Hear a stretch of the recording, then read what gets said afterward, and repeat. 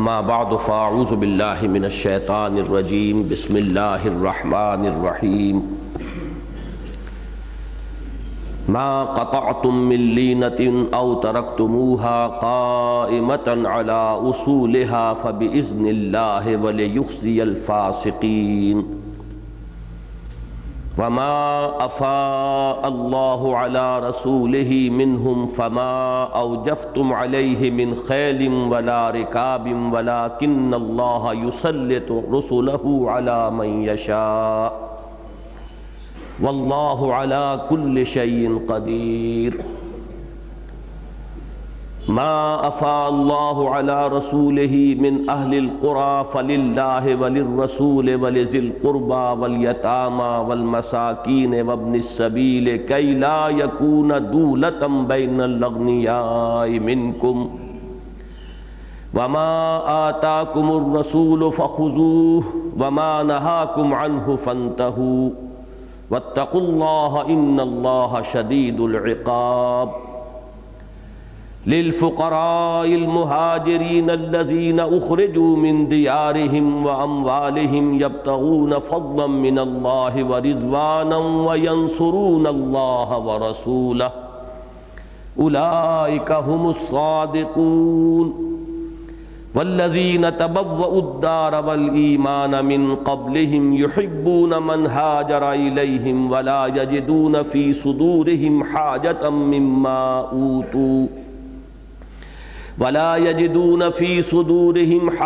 مما اوتوا ويؤثرون على أنفسهم ولو كان بهم خصاصة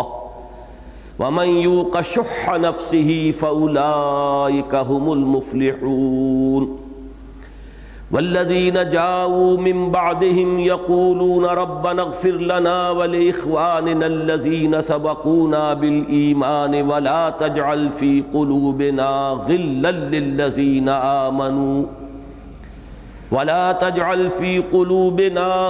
للذين آمنوا ربنا إنك رؤوف رحيم صدق الله العظيم رب اشرح لي صدري ويسر لي امري واحلل عقدة من لساني يفقهوا قولي اللهم ربنا الهمنا رشدنا واعذنا من شرور انفسنا اللهم ارنا الحق حقا وارزقنا اتباعه وارنا الباطل باطلا وارزقنا اجتنابه آمین یا رب العالمین۔ پچھلی مرتبہ سورہ حشر کے بارے میں جو تمہیدی گفتگو ہوئی تھی اس میں غزوہ بنی النضیر کے جو واقعات تھے اہم وہ میں بیان کر چکا ہوں۔ اگرچہ ظاہر ہے کہ ان اجتماعات میں ان کی تفصیل بیان کرنے کا موقع نہیں ہے، اس کے لیے سیرت کی کتاب کی طرف رجوع کرنا چاہیے۔ اس غزوے کا ایک خاص واقعہ کہ جس پر کچھ نیک دل مسلمانوں کے دل میں بھی ایک خلش پیدا ہوئی اور کچھ یہ کہ اسے مخالفین نے، معاندین نے، یہود نے اور منافقین نے نبی اکرم صلی اللہ علیہ وسلم کے خلاف مخالفانہ پروپیگنڈے کی بنیاد بنا لیا۔ آیت نمبر 5 میں اس کا ذکر ہو رہا ہے، اور وہ واقعہ یہ ہے کہ حضور صلی اللہ علیہ وسلم نے جب بنو النضیر کی جو گڑھی تھی ان کا قلعہ، اس کا محاصرہ کیا تو چونکہ وہاں باغات بھی تھے اور کھجور کے درخت تو آپ کو معلوم ہے کہ فصیل کا کام دینے والے ہیں، اگر جھنڈ کے جھنڈ ہوں کہیں کھجور کے درختوں کے تو وہ تو بہت ہی اہم ایک طرح کی دفاعی لائن بن جاتی ہے ان لوگوں کے لیے کہ جو ان کے پیچھے ہوں۔ لہذا جنگی ضرورت کے تحت مسلمانوں نے بعض درختوں کو کاٹا، اور اسی سے معلوم ہو جائے گا جو الفاظ ہیں آیہ مبارکہ کہ سب کو نہیں کاٹا۔ یہ نہیں کہ ایک جوش ہوتا ہے انتقامی اور ایک جوش غضب کے اندر مغلوب الغضب ہو کر کوئی کام کیا جائے، وہ انداز نہیں تھا، بلکہ جہاں ضرورت تھی جنگی حکمت عملی کے پیش نظر وہاں انہوں نے کچھ درختوں کو کاٹا۔ اس پر یہ کہ ایک مخالفانہ پروپیگنڈے کا طوفان اٹھا دیا گیا کہ یہ اللہ کے نبی ہیں، یہ کیسے نبی ہیں؟ نبی تو زمین پر فساد کو ختم کرنے آتے ہیں اور امن اور امان قائم کرنے آتے ہیں، تو انہوں نے تو فساد فی الارض کی شکل اختیار کر لی ہے، اور یہ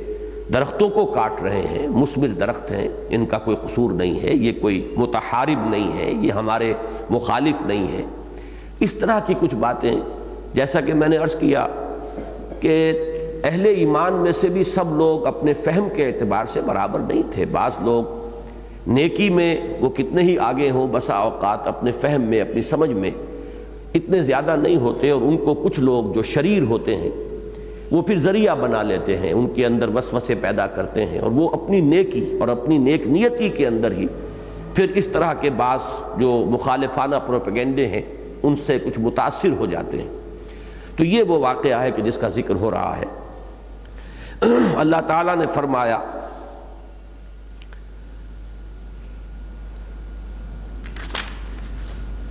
ما قطعتم من لینۃ او ترکتموها قائمۃ، جو بھی تم نے کاٹی کھجوریں، کھجور کے درخت، لینا ایک خاص قسم کی کھجور ہے، اس میں بڑی تفصیلی بحثیں کی گئی ہیں، لیکن عام طور پر جو ترجمہ کیا گیا ہے مثمر درخت، جو پھل دینے والا درخت ہو۔ اگر کوئی درخت جو ہے وہ پھل دینے سے اب جاتا رہا ہو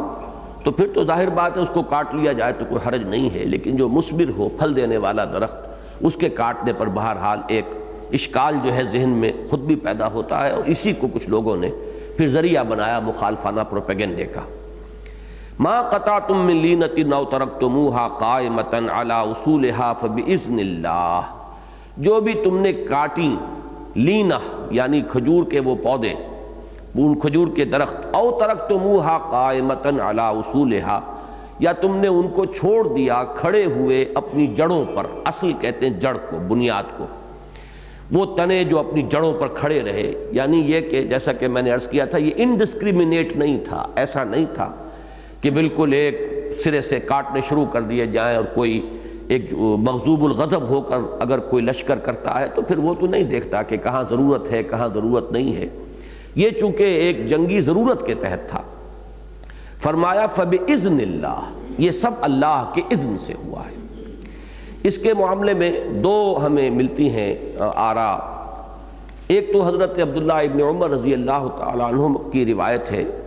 عنہما، کہ جو بخاری اور مسلم میں بھی ہے، مسند احمد میں بھی ہے، اس کی روح سے تو یہ حضور کے اپنے حکم سے، حضور کے اپنے فرمان سے یہ اقدام کیا گیا، اور پھر اب اس آیت کے ذریعے سے گویا کہ اللہ تعالیٰ نے اس کی نسبت اپنی طرف کی، اور اللہ تعالیٰ کا حضور کے کسی فعل کو یا اقدام کو اپنی طرف منسوب کرنا یہ دو صورتوں میں ہو سکتا ہے، یا تو یہ کہ وحی خفی کے ذریعے سے اللہ تعالیٰ نے اس کا حکم دیا ہو اپنے نبی کو، وہ وحی جلی تو تھی نہیں، اس لیے کہ وحی جلی ہوتی تو قرآن مجید میں اس کا ذکر ہوتا، اور یا دوسری شکل یہ ہو سکتی ہے کہ حضور نے اجتہاداً ایک کام کیا، اور اللہ تعالیٰ کی طرف سے جب اس کی توثیق ہو گئی تو گویا کہ وہ اللہ تعالیٰ ہی کی طرف سے ہے، اور اللہ نے اسے اپنی طرف منسوب فرما لیا۔ یہ میں نے اس سے پہلے بھی جمعے کے اپنے بعض خطابات میں وضاحت سے بات عرض کی ہے، اور یہ نقطہ یہاں سمجھ لیا جائے تو مناسب ہے کہ جس طرح حدیث کے بارے میں ہم یہ جانتے ہیں کہ حدیث رسول ہم اسے کہتے ہیں، یا جسے خبر کہا جاتا ہے اصطلاح حدیث میں، وہ حضور کا یا قول ہوگا یا فعل ہوگا یا تقریر، تقریر اسے کہتے ہیں، قول اور فعل کو تو سب سمجھ گئے، حضور نے کچھ فرمایا یا حضور نے کچھ کیا، اس کی کوئی خبر صحابی دے رہے ہیں ہمیں، لیکن یہ کہ تقریر اسے کہتے ہیں اصل میں، چونکہ اردو میں یہ عام طور پر دوسرے مفہوم میں مستعمل ہے لفظ۔ حضور کی تقریر سے مراد یہ ہے کہ کوئی کام حضور کے سامنے کیا گیا اور آپ نے اسے برقرار رکھا، روکا نہیں۔ تو نہ روکنے کا مطلب یہ ہے کہ آپ کی طرف سے امپلائیڈ ایک سینکشن حاصل ہو گئی، گویا کہ حضور کی طرف سے اس کا اذن ہے، اگر وہ دین کے خلاف کوئی بات ہوتی تو حضور اس کو روک دیتے۔ حضور کا نہ روکنا ایک طرح سے گویا کہ اس کو ایک سند عطا کر دیتا ہے کہ یہ بات بھی ٹھیک ہے، درست ہے۔ تو حضور صلی اللہ علیہ وسلم کا قول یا فعل یا تقریر یہ ہے خبر، اثر جو ہے وہ صحابہ کرام کا قول یا فعل یا تقریر، اور اللہ کا، چونکہ حدیث کا لفظ قرآن مجید میں قرآن مجید کے لیے بھی آیا ہے، یہ اللہ کی حدیث ہے، فَبِأَيِّ حَدِيثٍ بَعْدَهُ يُؤْمِنُونَ، تو حدیث اللہ کی، حدیث رسول کی، حدیث صحابہ کی، یہ گویا کہ تین درجے ہو گئے۔ تو قرآن مجید جو اللہ تعالیٰ کی طرف سے آ رہا ہے یہ اللہ کا یہ کلام ہے، یہ تو قول ہو گیا اللہ کا۔ اور دوسرے یہ کہ تقریر اللہ کی کیا ہوگی کہ حضور صلی اللہ علیہ وسلم نے اپنے اجتہاد سے جو اقدام کیا اور اللہ نے اسے نہیں روکا، اس پر کوئی روک ٹوک نہیں ہوئی، تو یہ گویا کہ اللہ تعالیٰ کی طرف سے اس کی سینکشن ہو گئی، اور یہ بھی دین کے اندر ایک اب دلیل اور ثبوت کے طور پر پیش کی جانے والی بات ہے۔ تو حضرت عبداللہ ابن عمر رضی اللہ تعالی عنہما کا جو فرمان ہے کہ یہ حضور کے حکم سے ہوا ہے، تو اس میں گویا کہ اللہ تعالیٰ کا اذن خود شامل ہو گیا، اور یا تو اللہ تعالیٰ نے وحی خفی کے ذریعے سے خود حضور سے یہ حکم دیا، اور یا یہ کہ حضور نے اجتہاداً اس کا حکم دیا اپنی طرف سے، لیکن جب یہ آیت نازل ہو گئی فَبِإِذْنِ اللَّهِ، تو گویا کہ اللہ تعالیٰ کی طرف سے اس کو ایک سند حاصل ہو گئی۔ ایک رائے کہ جو حضرت عبداللہ ابن عباس رضی اللہ تعالی عنہما سے مروی ہے، اور یہ نسائی کی روایت ہے، اور چونکہ جو ہمارے ہاں تابعین میں سے جو مفسرین بہت مشہور ہیں، حضرت قتادہ اور حضرت مجاہد رحمہم اللہ، یہ دونوں حضرت عبداللہ ابن عباس رضی اللہ تعالی عنہما کے شاگرد ہیں، لہٰذا اکثر تفسیری اقوال جو پھر ہمارے ہاں جو منقول ہوئے ہیں وہ انہی حضرات کے ہیں، اور وہ قول یہ ہے کہ یہ مسلمانوں نے از خود کیا تھا، اس میں حضور کا بھی حکم جو ہے کوئی واضح حکم یا صراحت کے ساتھ کوئی حکم شامل نہیں تھا، بلکہ ظاہر بات ہے کہ ایک جنگی ایک مہم ہے، اس میں جن جن لوگوں کے حوالے ذمہ داریاں کر دی گئی ہیں، تو جو لوگ ذمہ دار ہیں انہیں کچھ نہ کچھ اختیار دیا جاتا ہے اپنے اپنے دائرہ کار میں، تو یہ کام گویا کہ حضور کے جو وہاں مقرر کردہ تھے مختلف جو جیوش تھے یا مختلف حصے جو تھے لشکر کے، ان پہ جو لوگ سپہ سالار کی حیثیت سے تھے، کمانڈر کی حیثیت سے، یہ ان کا اپنا اقدام تھا، اور اس کو اللہ تعالیٰ نے سند جواز عطا فرمایا۔ تو یہ دونوں باتیں نتیجے کے اعتبار سے ان میں کوئی فرق واقع نہیں ہوا۔ ما قطعتم من لینۃ او ترکتموها قائمۃ علی اصولها فباذن اللہ ولیخزی الفاسقین، اور یہ اس لیے کیا اللہ نے کہ فاسقین کو وہ رسوا کر دے۔ یہ اصل میں بہت ہی بڑی رسوائی تھی ان کی، یہود کی، بنی نذیر کی۔ آپ کو معلوم ہے درخت کو لگاتے ہیں تو کتنے اہتمام سے لگاتے ہیں، باغوں سے ایک عشق ہو جاتا ہے، ایک ایک درخت کے ساتھ محبت ہوتی ہے۔ اب ان کی نگاہوں کے سامنے جب ان کے یہ کھیت، ان کے باغ اجڑ رہے تھے، تو ایک طرح کی دنیا کے اندر رسوائی تھی جو اللہ تعالیٰ نے اس صورت میں ان کے مقدر کی، اور یہ اس کا ظہور ہوا۔ البتہ اس آیت کے بارے میں ایک بات جان لیجئے کہ اس آیت کا جو اصل مفاد ہے وہ یہ کہ مخالفین کے منہ تو اس سے بند نہیں ہوں گے، مخالفین کے جو پروپیگنڈے سے تو کوئی کمی نہیں آئے گی اس آیت سے، اس میں، لیکن در حقیقت اس میں تشفی ہے اہل ایمان کے لیے،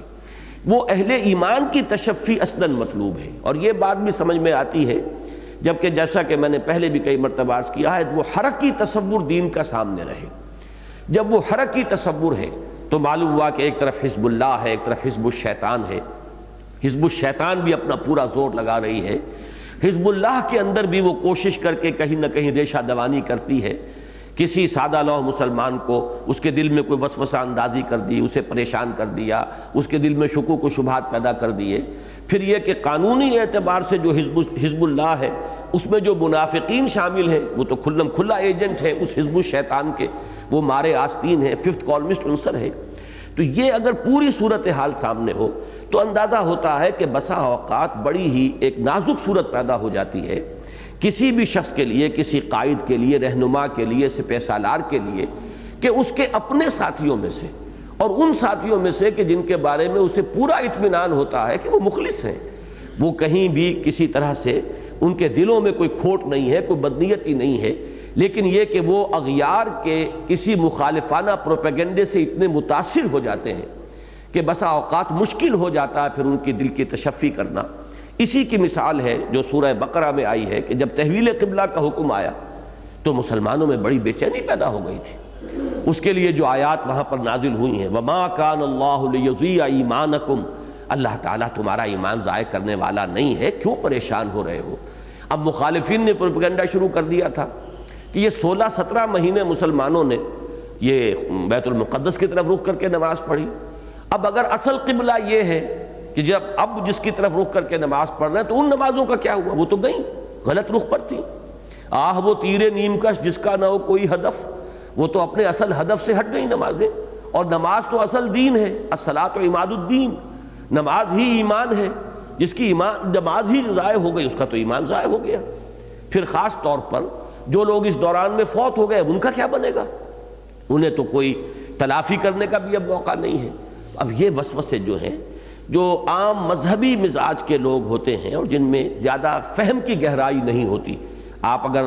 تصور کریں گے خود تو یہ سمجھ میں آ جائے گی بات کہ ایسے حضرات کے لیے اگرچہ وہ نیک نیت ہو، ان میں کوئی کھوٹ نہ ہو، لیکن اس قسم کی چیزیں بسا اوقات بہت پریشانی کا سبب بن جاتی ہیں۔ اور جماعتی زندگی میں پھر یہ ایک بڑا مسئلہ ہوتا ہے کہ جب تک وہ ساتھی مطمئن نہ ہو، گویا کہ اب اپنے رینکس کے اندر جو ہے وہ ایک بے اطمینانی پیدا ہو رہی ہے، تو اب اقدام کیا ہوگا؟ آگے بڑھ کر آپ کیا مقابلہ کریں گے وہ حزب الشیطان کا؟ کیسے اس دشمن کا وار روک سکیں گے؟ تو یہ سچویشنز جو ہیں یہ بڑی اہم ہوتی ہیں، لیکن ان کی اہمیت سمجھ میں آئے گی وہ سٹیٹک کانسیپٹ میں نہیں، بس ایک جیسا کہ دین کا نظام ہے، عبادات کا اور ایک قانون کا نظام جو ہے، اگر وہی پیش نظر ہو تو ان چیزوں کی اہمیت سمجھ میں نہیں آتی، جب تک کہ وہ پورا تصور سامنے نہ ہو کہ حق و باطل کی کشمکش ہے، حزب اللہ ہے، حزب الشیطان ہے۔ یہ یوں سمجھیے کہ بھٹی سلگ رہی ہے بلکہ بھڑک رہی ہے، اور اس میں ایک ایک لحظہ اور ایک ایک لمحہ جو ہے وہ قیمتی ہے، فیصلہ کن ہے۔ ایک ایک شخص کے جو ہے اگر اس کے دل میں کوئی بے اطمینانی پیدا ہو جاتی ہے تو وہ فیصلہ کن ہو سکتی ہے نتیجے کے اعتبار سے۔ لہٰذا بہت ضرورت ہوتی ہے، مخالفین کا منہ بند کرنے سے زیادہ اس بات کی ضرورت ہو جاتی ہے اگر یہ پوری سچویشن آپ کے سامنے ہو کہ اپنے ساتھیوں کو مطمئن رکھا جائے۔ لہٰذا یہ آیہ مبارکہ در حقیقت اہل ایمان کے اطمینان کے لیے ہے کہ جن کے دلوں میں اس سے ایک بے چینی اور پریشانی پیدا ہوئی کہ یہ کام تو ہم نے کوئی اچھا نہیں کیا، اس لیے کہ آپ کو معلوم ہے کہ مستقل جو قانون حرب ہے اسلام کا وہ یہی ہے کہ کھیتیاں برباد نہیں کی جائیں گی، درختوں کو کاٹا نہیں جائے گا، جو کہ باقاعدہ جنگ میں حصہ نہیں لے رہے وہ بوڑھے ہوں، عورتیں ہوں، بچے ہوں، ان کو کوئی گدن نہیں پہنچایا جائے گا، عبادت گاہوں کو مسمار نہیں کیا جائے گا، انہیں کوئی نقصان نہیں پہنچایا جائے گا۔ مستقل قانون یہی ہے، لیکن کسی وقت جو سچویشن ہے کسی جنگ کے موقع پر اس کا تقاضا ہو سکتا ہے کہ کسی گھر کو گرا دیا جائے، کوئی گھر آڑے آ رہا ہے یا دشمن کے لیے وہ اس وقت جو ہے ایک پناہ گاہ بن گیا ہے، اس کی اوٹ سے وہ ہم پر حملہ کر رہا ہے، اس وقت اگر اس گھر کو مسمار کر دیا جائے تو وہ ہوگی ایک وقتی جنگی ضرورت، اس کی حد تک اس کی اجازت ہے۔ یعنی اس آیہ مبارکہ سے مستقلاً بھی جو حکم جو ہے مستنبط کیا جائے گا وہ یہ ہے کہ کسی فوری اور وقتی جنگی ضرورت اور مصلحت کے لیے درخت بھی کاٹے جا سکتے ہیں، کسی عبادت گاہ کو بھی مسمار کیا جا سکتا ہے۔ ایسی سینکٹیٹی نہیں ہے کہ کسی صورت میں بھی یہ کام نہیں ہو سکتے، لیکن ایک ہوتا ہے جوش میں آ کر، غضب میں آ کر، جیسے کہ کوئی مست ہاتھی جو ہے وہ کہیں گھس جائے اور روند ڈالے ہر چیز کو جو اس کے پاؤں تلے آ جائے، وہ انداز جو ہے وہ نہیں ہوگا، لیکن حسب ضرورت جہاں جنگی ضرورت جو ہے داعی ہو اس قسم کا کوئی اقدام کیا جا سکتا ہے۔ پھر پڑھ لیجیے آیہ مبارکہ، ما قطعتم من لینۃ او ترکتموها قائمۃ علی اصولها فباذن اللہ ولیخزی الفاسقین وما فاء اللہ علی رسولہ منہم فما اوجفتم علیہ من خیل ولا رکاب ولکن اللہ یسلط رسولہ علی من یشاء واللہ علی کل شیء قدیر۔ اب یہاں سے ایک بہت اہم بحث شروع ہو رہی ہے، اور وہ ہے فے کی بحث، فے کے اموال۔ پہلے تو اس لفظ فے کو سمجھیے کہ فے سے مراد کیا ہے۔ لغوی طور پر فا یفیو کا لفظ آتا ہے رجع، لوٹ آنا۔ ہمارے منتخب نصاب میں سورہ حجرات میں یہ لفظ آتا ہے کہ وَإِن طَائِفَتَانِ مِنَ الْمُؤْمِنِينَ اقْتَتَلُوا فَأَصْلِحُوا بَيْنَهُمَا فَإِن بَغَتْ إِحْدَاهُمَا عَلَى الْأُخْرَى فَقَاتِلُوا الَّتِي تَبْغِي حَتَّى تَفِيءَ إِلَىٰ أَمْرِ اللَّهِ فَإِن فَاءَتْ فَأَصْلِحُوا بَيْنَهُمَا بِالْعَدْلِ وَأَقْسِطُوا إِنَّ اللَّهَ يُحِبُّ الْمُقْسِطِينَ۔ تو فا یفیو کے معنی ہے لوٹنا، رجوع کرنا، پلٹ آنا، اور افا یفیو باب افعال سے آئے گا لوٹا دینا، پلٹا دینا۔ یہ وہ اموال ہیں کہ جو کفار سے اور جو مسلمانوں کے مخالفین، معاندین، محاربین ہوں، ان سے اللہ تعالیٰ کی حکمت سے، اللہ تعالیٰ کی مدد اور تائید سے مسلمانوں کے قبضے میں آ جائیں۔ لیکن ان میں اور مال غنیمت میں ایک بنیادی فرق ہے۔ مال غنیمت کا حکم آیا تھا سورہ انفال میں، جو غزوہ بدر کے فوراً بعد نازل ہوئی۔ وہ پہلی جنگ تھی باقاعدہ جنگ، اس سے پہلے یہ کہ کچھ ایک وادی کے اندر مقابلہ ہو گیا تھا، اور وہ بھی اتفاقی بات تھی۔ اس میں جو لے کر آئے تھے حضرات کچھ مال غنیمت، حضور نے اسے قبول نہیں کیا تھا، اس لیے کہ اس وقت تک ابھی اجازت حضور کی طرف سے نہیں تھی باقاعدہ جنگ کی۔ لیکن یہ کہ جنگ بدر پہلی جنگ ہے، جس کے بعد اب مسئلہ پیدا ہوا کہ مال غنیمت جو ہے، جو ملا ہے یہاں پر، جو مال و اسباب ہاتھ آیا ہے، اس کا کیا کیا جائے۔ اس سے پہلے چونکہ عرب میں رواج یہ تھا کہ جب ان کے ہاں جنگ ہوتی تھی تو اگر ایک فریق کو فتح حاصل ہو گئی ہے تو اب جب دوسرا فریق بھاگ رہا ہے تو فاتح فریق کا جو شخص جس چیز کے اوپر قبضہ کر لے وہ اس کی شے ہے، وہ اس کی ملکیت ہے۔ یہی وجہ ہے کہ مسلمانوں نے اس وقت بھی بڑی محنت کر کے ہر ایک نے جو ہے وہ مال جو ہے سمیٹا اور جمع کیا۔ اب ہر شخص یہ سمجھ رہا تھا کہ یہ جو میں نے جمع کر لیا ہے، جو میں نے حاصل کیا، وہ میرا مال ہے۔ لیکن اس میں سورہ انفال میں آپ کو معلوم ہے کہ پہلی آیت یہ آئی کہ پہلے تو مسلمانوں کو صاف یہ کہہ دیا گیا کہ یہ تمہارا مال سرے سے ہے ہی نہیں، یہ تو اللہ کا اور اس کے رسول کا ہے، اس لیے کہ تمہیں فتح حاصل ہوئی اللہ کی مدد سے، لہذا یہ مال جو ہے یہ در حقیقت یسألونک عن الانفال قل الانفال للہ وللرسول، یہ پوچھتے ہیں آپ سے ان مال غنیمت کے بارے میں، ان سے کہہ دیجئے کہ یہ اللہ اور اس کے رسول کے۔ گویا کہ ایک دفعہ تو جس کو کہتے ہیں کہ اس انتہا کی بات کر دی جائے جس کے بعد کہ اب اگر کچھ بھی مل جائے تو اسے غنیمت سمجھا جائے، یہ میں سمجھتا ہوں کہ بڑا حکیمانہ اور نفسیاتی اعتبار سے بہت ہی مؤثر انداز تھا کہ پہلے تو ہر امید منقطع ہو جائے، اب اس کے بعد پھر جو بھی چیز مل جائے گی اس کو انسان غنیمت سمجھے گا۔ پہلا حکم تو یہ آیا، اس کے بعد پھر 10ویں پارے کی پہلی آیت جو ہے تو اس میں وہ مال غنیمت کا یہ حکم بیان کر دیا گیا کہ اس کا 5واں حصہ جو ہے وہ تو اللہ اور اس کے رسول اور رسول کے قرابت دار اور یتیم اور مساکین اور مبنی السبیل، ان کے لیے ہے یہ جو مال غنیمت کا 5واں حصہ ہے۔ باقی 4 حصے جو ہے وہ مسلمانوں میں تقسیم کیے جائیں گے۔ اس میں پھر حضور کا اجتہاد ہے مزید کہ حضور نے جو پیادے تھے ان کو اکیلا حصہ دیا، جو سوار تھے انہیں دوہرا حصہ دیا۔ اس کی وجہ بھی سمجھ لیجئے کہ وہ سٹینڈنگ آرمیز نہیں تھیں، اور جو لوگ اس میں حصہ لے رہے تھے وہ تنخواہ یافتہ نہیں تھے۔ کسی کے پاس اگر اونٹ ہے تو اس اونٹ کے چارے کا بندوبست بھی وہ خود کر رہا تھا۔ کوئی گھوڑ سوار ہے اگر، جیسے کہ دو گھوڑے تھے مسلمانوں کے پاس اس جنگ میں، تو اس گھوڑے کے چارے کا اس کا بندوبست بھی وہ خود کر رہا تھا گھوڑے والا۔ لہذا مال غنیمت میں سواروں کو دوہرا اور جو پیادہ تھے ان کو اکیلا حصہ حضور نے معین کر کے دے دیا۔ اب یہ تو مال غنیمت کا مستقل قانون بن گیا اسلام میں۔ اب یہاں ایک شکل نئی پیدا ہوئی،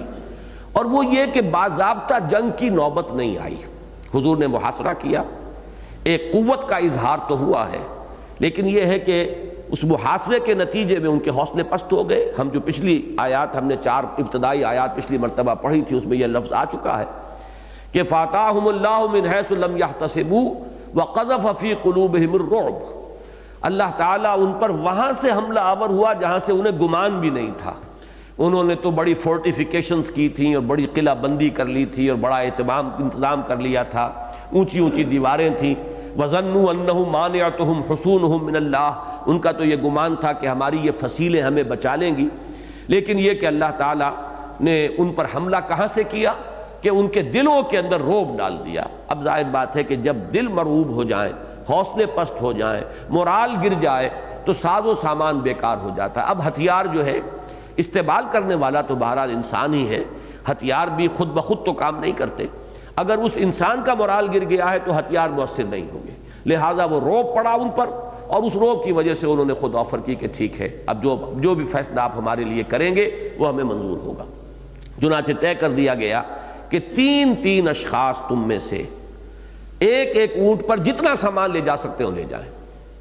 اور وہ بھی اسلحہ اس میں نہیں ہوگا، اسلحہ سارا چھوڑ کر جانا ہوگا، اور 3 افراد ایک اونٹ پر جس قدر بال لے جا سکیں لے جائیں۔ چنانچہ یہی ہوا ان کے ساتھ۔ اب اس میں پھر حکم دیا جا رہا ہے کہ یہ مال جو ملا ہے، یہ مال جو ہے یہ تمہاری خون ریزی اور تمہاری طرف سے کچھ تو خون کے نتیجے میں نہیں ہے، نہ تم نے اس پر گھوڑے دوڑائے، نہ تم نے اونٹ دوڑائے، بلکہ یہ اللہ تعالیٰ کی طرف سے ایک خاص تائید کی نتیجے میں تمہیں یہ فتح حاصل ہوئی ہے۔ تو یہ مال جو ہے یہ مال غنیمت نہیں، یہ مال فے ہے۔ میں بعد میں تفصیل سے عرض کروں گا۔ تو یہ مستقل طور پر ایک جداگانہ کیٹیگری ہے مال غنیمت سے۔ اس میں کسی لڑنے والے کا کوئی حصہ نہیں ہے۔ یہ کل کا کل جیسا کہ ابھی ہم پڑھیں گے وہ یہ ہے کہ اللہ کے لیے، اس کے رسول کے لیے، رسول کے قرابت داروں کے لیے، یتیموں کے لیے، مسکینوں کے لیے اور مسافروں کے لیے یہ مال ہے کہ جو مستقل طور پر پورا کا پورا انہی کے مصرف میں آئے گا اور انہی کی مصلحتوں میں صرف کیا جائے گا۔ اب اس میں ایک لفظ فے جو آیا ہے، لوٹا دینے کے معنی کیا ہے؟ لوٹا دینے کا مطلب تو یہ کہ یہ مال مسلمانوں کا تھا اور اللہ نے اسے لوٹا دیا۔ یہ بڑا ایک لطیف ہے، یہاں پر اب یہ دین کی حکمت اور فلسفے کے اعتبار سے یہ بات آ رہی ہے کہ اصلاً یہ دنیا اور جو کچھ اس میں ہے اس کا مالک اللہ ہے، اور اللہ کے وفادار اہل ایمان ہیں، تو جائز وارث اس تمام کے دنیا و ما فیہا کے اہل ایمان ہیں۔ اگر اللہ کا سرکش اور اللہ کا باغی کوئی شخص اس پر قابض ہے تو اصلاً یہ قبضہ جو ہے یہ در حقیقت غیر قانونی قبضہ ہے، غاصبانہ قصبہ ہے، اس لیے کہ اس کے مالک تو اہل ایمان ہیں، مال اللہ کا ہے۔ تو اللہ کے ساتھ جو وفاداری کا وہ جو مصرع مجھے یاد آیا، جو تجھ سے عہد وفا استوار رکھتے ہیں، علاج گردش لیل و نہار رکھتے ہیں، تو جس نے اللہ کے ساتھ عہد وفا استوار کیا ہوا ہے پھر وہی مالک ہے اس دنیا و ما فیہا کا۔ یہ جیسے کہ سورہ منافقون میں آئے گا وَلِلَّهِ الْعِزَّةُ وَلِرَسُولِهِ وَلِلْمُؤْمِنِينَ وَلَكِنَّ الْمُنَافِقِينَ لَا يَعْلَمُونَ۔ عزت جو ہے اس کا اصل مالک اللہ ہے، اور یہ کہ اللہ کے رسول ہیں اور پھر اہل ایمان ہیں۔ اب دنیا میں بظاہر کسی اور کو عزت نظر آ رہی ہے، اسے وجاہت حاصل ہے، تو یہ اس کی جائز ملکیت نہیں ہے، بلکہ یہ تو در حقیقت ایک جیسے باغی کو کسی وقت خود تھوڑی دیر کے لیے تسلط حاصل ہو جاتا ہے، اس سے اس کا جواز نہیں ہو جاتا، بلکہ اس کا جو قبضہ ہے وہ غاصبانہ ہی شمار ہوگا۔ اسی میں آج سوچ رہا تھا کہ بڑا لطیف انداز ہے، ایک جگہ پر قرآن مجید میں یہ سورہ اعراف میں مضمون آیا ہے کہ قل من حرم زینت اللہ التی اخرج لعبادہ والطیبات من الرزق۔ بعض لوگوں پر جب زہد کا اور تقشف کا بہت زیادہ غلبہ ہو جاتا ہے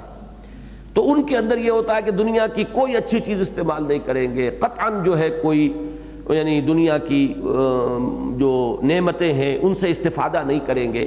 اب اس میں ایک بات تو یہ ہوتی ہے کہ ایک شخص دین کے کام میں اتنا لگ گیا ہے کہ اس کے لیے اپنی معاش کے لیے وقت نہیں ہے اور وہ کم سے کم پر گزارا کرنے پر مجبور ہو گیا، یہ بالکل دوسری بات ہے۔ ایک یہ ہے کہ اس کو زہد کا اور تقویٰ کا ایک لازمی جز سمجھ لیا جائے کہ کوئی اچھا لباس نہیں پہننا، کوئی اچھی چیز نہیں کھانی، بلکہ یہ کہ وہ جو رہبانیت جو سورہ حدید میں ہم پڑھ آئے ہیں اس رہبانیت کے سے تصور کے تحت آدمی ان چیزوں سے کنارہ کش ہو جائے تو یہ چیز دین میں پسندیدہ نہیں ہے۔ اسی لیے وہاں فرمایا گیا قل من حرم زینت اللہ التی اخرج لعبادہ والطیبات من الرزق۔ کس نے حرام کیا ہے؟ نبی سے پوچھئے کس نے حرام کی ہے وہ چیزیں، بہت اچھی چیزیں، چاہے وہ لباس سے متعلق ہوں یا طیبات من الرزق ہوں، کھانے پینے کی چیزیں ہوں پاکیزہ، تو کس نے حرام کیا ہے انہیں اہل ایمان کے لیے؟ وہاں ایک لفظ اور آیا ہے قل ہی للذین آمنوا فی الحیات الدنیا خالصۃ یوم القیامہ۔ اے نبی ان سے کہہ دیجئے یہ چیزیں تو دنیا کی زندگی میں بھی اہل ایمان ہی کے لیے ہیں اور قیامت کے دن تو خالصتاً ان کے لیے ہو جائیں گی۔ یعنی اللہ تعالیٰ نے جو نعمتیں اس دنیا میں پیدا کی ہیں وہ اللہ تعالیٰ تو اپنے وہ اہل ایمان بندوں ہی کے لیے چاہتا ہے کہ وہ انہیں استعمال کریں۔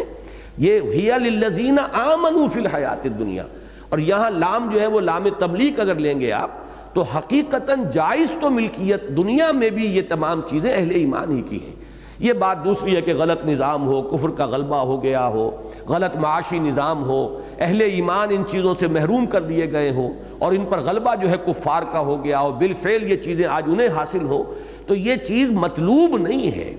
اس سے اللہ تعالیٰ کا وہ قانون نہیں بدل جائے گا۔ حقیقتاً تو اس دنیا میں بھی ان چیزوں کے حقدار اللہ کے وفادار بنتے ہیں۔ قل ہی للذین آمنوا فی الحیات الدنیا خالصتاً یوم القیامہ، اور قیامت کے دن تو خالصتاً ہو ہی جائے گا۔ یہاں تو پھر بھی اللہ نے چونکہ امتحان گاہ بنایا ہے اس دنیا کو، اس لیے ٹھیک ہے چھوٹ دے رکھی ہے۔ اس میں سے جو بھی کفار جو ہے منہ مار رہے ہیں، چر رہے ہیں، چگ رہے ہیں، تو اللہ تعالیٰ روک نہیں رہا ہے، لیکن بالآخر تمام یہ نعمتیں جو ان کے جائز حقدار ہیں، جو ان کے جائز وارث ہیں، انہی کو لوٹ جائیں گی خالصتاً یوم القیامہ۔ تو یہ مفہوم ہے در حقیقت جس کو ذہن میں رکھنا چاہیے کہ اس دنیا میں جو مال و اسباب بھی ہے وہ در حقیقت اللہ کی ملکیت اور اللہ کے نمائندے ہیں اللہ کے رسول صلی اللہ علیہ وسلم اور اہل ایمان، ان کے وفادار، اللہ کے وفادار بندے، رسول کے وفادار ساتھی جو تن من دھن لگا رہے ہیں۔ تو اب اگر اللہ نے اپنی قدرت کاملہ سے ان چیزوں کو لوٹا دیا ہے تو گویا کہ یہ چیزیں اصل وارثوں اور اصل مالکوں کے پاس لوٹ کر آ گئی ہیں۔ اصل وارث اور اصل مالک یہی تھے، اس لیے اس کے لیے لفظ فے استعمال ہوا ہے۔ ما افاء اللہ علی رسولہ منہم فما اوجفتم علیہ من خیل، تو جو کچھ لوٹا دیا ہے اللہ نے اپنے رسول پر ان میں سے، یہ تمام وہ مال، اب ظاہر بات ہے پورے ان کی گڑھیاں تھیں، ان کے گھر تھے، ساز و سامان تھا، ان کا اسلحہ تھا، ان کے اور نہ معلوم جو بھی کچھ ان کی بلانگنگز وہاں تھیں، جو بھی ان کی املاک تھیں، وہ سب ہے کہ جو اب آئی ہیں۔ اور یہ یوں سمجھیے کہ حضور صلی اللہ علیہ وسلم کی سیرت مطہرہ میں یہ پہلا موقع آ رہا ہے کہ ایک بڑے پیمانے پر اتنا ساز و سامان، اتنا مال و اسباب دنیاوی جو ہے انہیں ملا ہے۔ تو فرمایا ما اوجفتم علیہ من خیل ولا رکاب، تم نے نہیں دوڑائے اس پر نہ گھوڑے اور نہ اونٹ۔ یہ خیل کا لفظ جو ہے اور رکاب، ان دونوں کو جان لیجئے یہ اسم الجمع ہے، ان کا مفرد کوئی نہیں آتا۔ خیل گھوڑے، واحد کے لیے لفظ خیل سے نہیں آئے گا، فرسن آئے گا گھوڑا،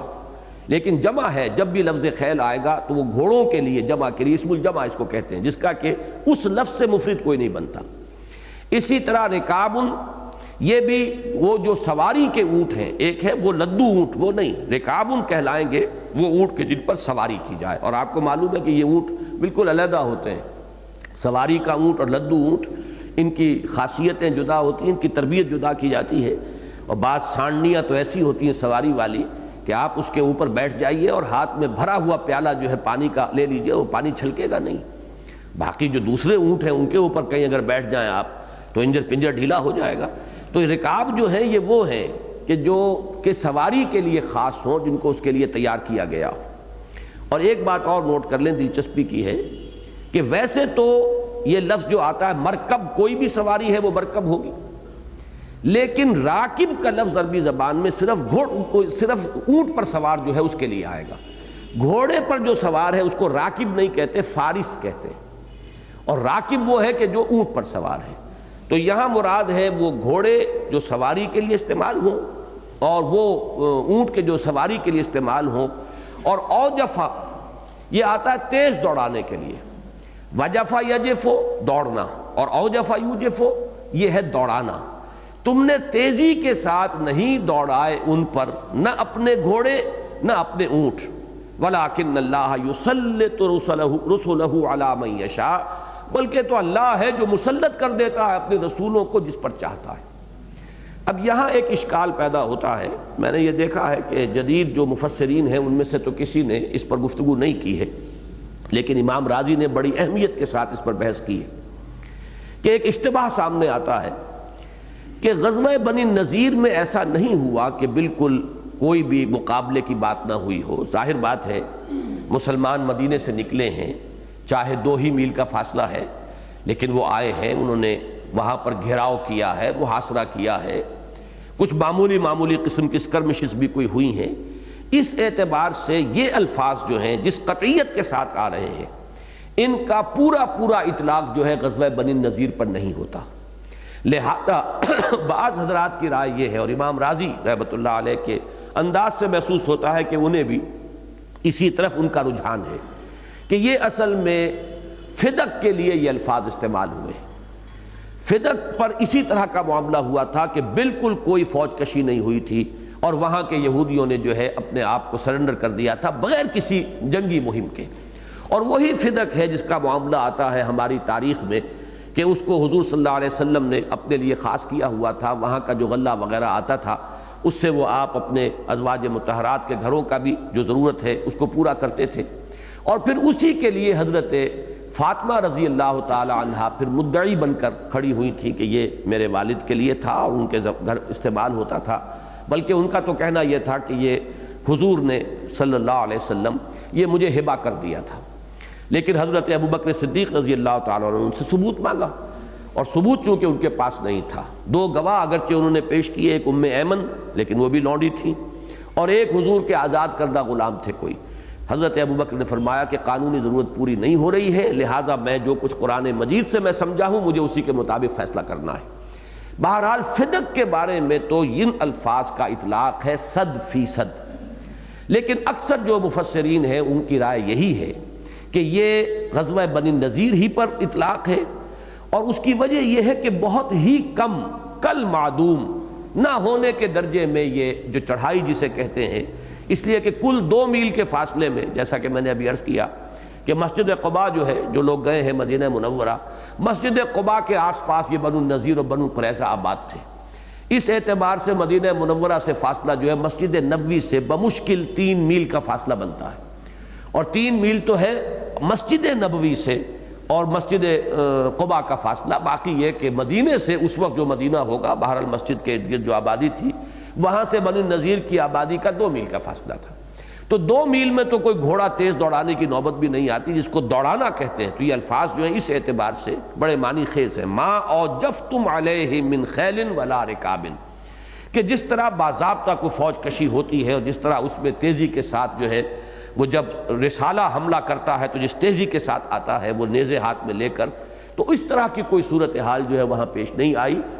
لہذا یہ تھوڑی بہت جو بھی شکل ہوئی ہے اس کو اللہ تعالیٰ نے اسی حکم میں لیا ہے کہ تمہاری اپنی کسی فوج کشی کا نتیجہ نہیں ہے، یہ مال جو بھی دیا ہے یہ ہم نے اپنے رسول کو اپنی قدرت خاصہ کے ذریعے سے غلبہ عطا فرما دیا ہے۔ وما افاء اللہ علی رسولہ منہم فما اوجفتم علیہ من خیل ولا رکاب ولکن اللہ یسلط رسلہ علی من یشاء۔ ان الفاظ کا تعلق ذہن میں قائم کر لیجئے۔ سورہ مجادلہ میں جو الفاظ آئے تھے، جو لاسٹ بٹ 1 آیت ہے، آخری آیت سے پہلی آیت، کل آیات غالباً اس کی 22 ہیں، تو یہ آیت نمبر 21 ہوئی جس میں فرمایا کتب اللہ لأغلبن انا ورسلی، اللہ نے لکھ دیا ہے، طے کر دیا ہے، فیصلہ کر دیا ہے کہ میں اور میرے رسول لازماً غالب آ کر رہیں گے۔ تو یہ گویا کہ اسی کے ساتھ ایک ربط قائم ہوا، اللہ تعالیٰ مسلط کر دیتا ہے اپنے رسولوں کو جس پر چاہتا ہے، اور اس کا اسی سورہ مبارکہ کی اس آیت کے ساتھ بھی ربط قائم ہو گیا کہ قذف فی قلوبہم الرعب، اللہ تعالیٰ نے ان کے دلوں میں رعب ڈال دیا، اسی رعب کی وجہ سے اب ان کے اندر وہ قوت مقابلہ و مقاومت باقی نہ رہی اور انہوں نے سرنڈر کر دیا۔ واللہ علی کل شیء قدیر، اور یقیناً اللہ تعالیٰ ہر چیز پر قادر ہے، اسے کل قدرت حاصل ہے۔ اب یہ تو ہوئی وہ صورتحال، جیسا کہ میں نے ابھی عرض کیا ہے، اگر یہ غزوہ فدق سے متعلق ہو یا یہ معاملہ فدق کی بستی سے متعلق ہو تب بھی کوئی اس کے اندر وہ قابل تعجب بات نہیں ہے، اس لیے کہ قرآن مجید میں مضمون کی مناسبت سے کسی اور موقع پر نازل شدہ آیت کو یہاں پر لا کر جمع کیا جا سکتا ہے۔ یہ ترتیب اور تدوین ہے جو حضور صلی اللہ علیہ وسلم جب آیات نازل ہوتی تھی تو حکم دیا کرتے تھے کہ اس آیت کو فلاں صورت میں فلاں آیت کے بعد رکھ دو، تو اس کا امکان موجود ہے اور اس میں کوئی استبعاد والی بات نہیں ہے، انہونی بات نہیں ہے۔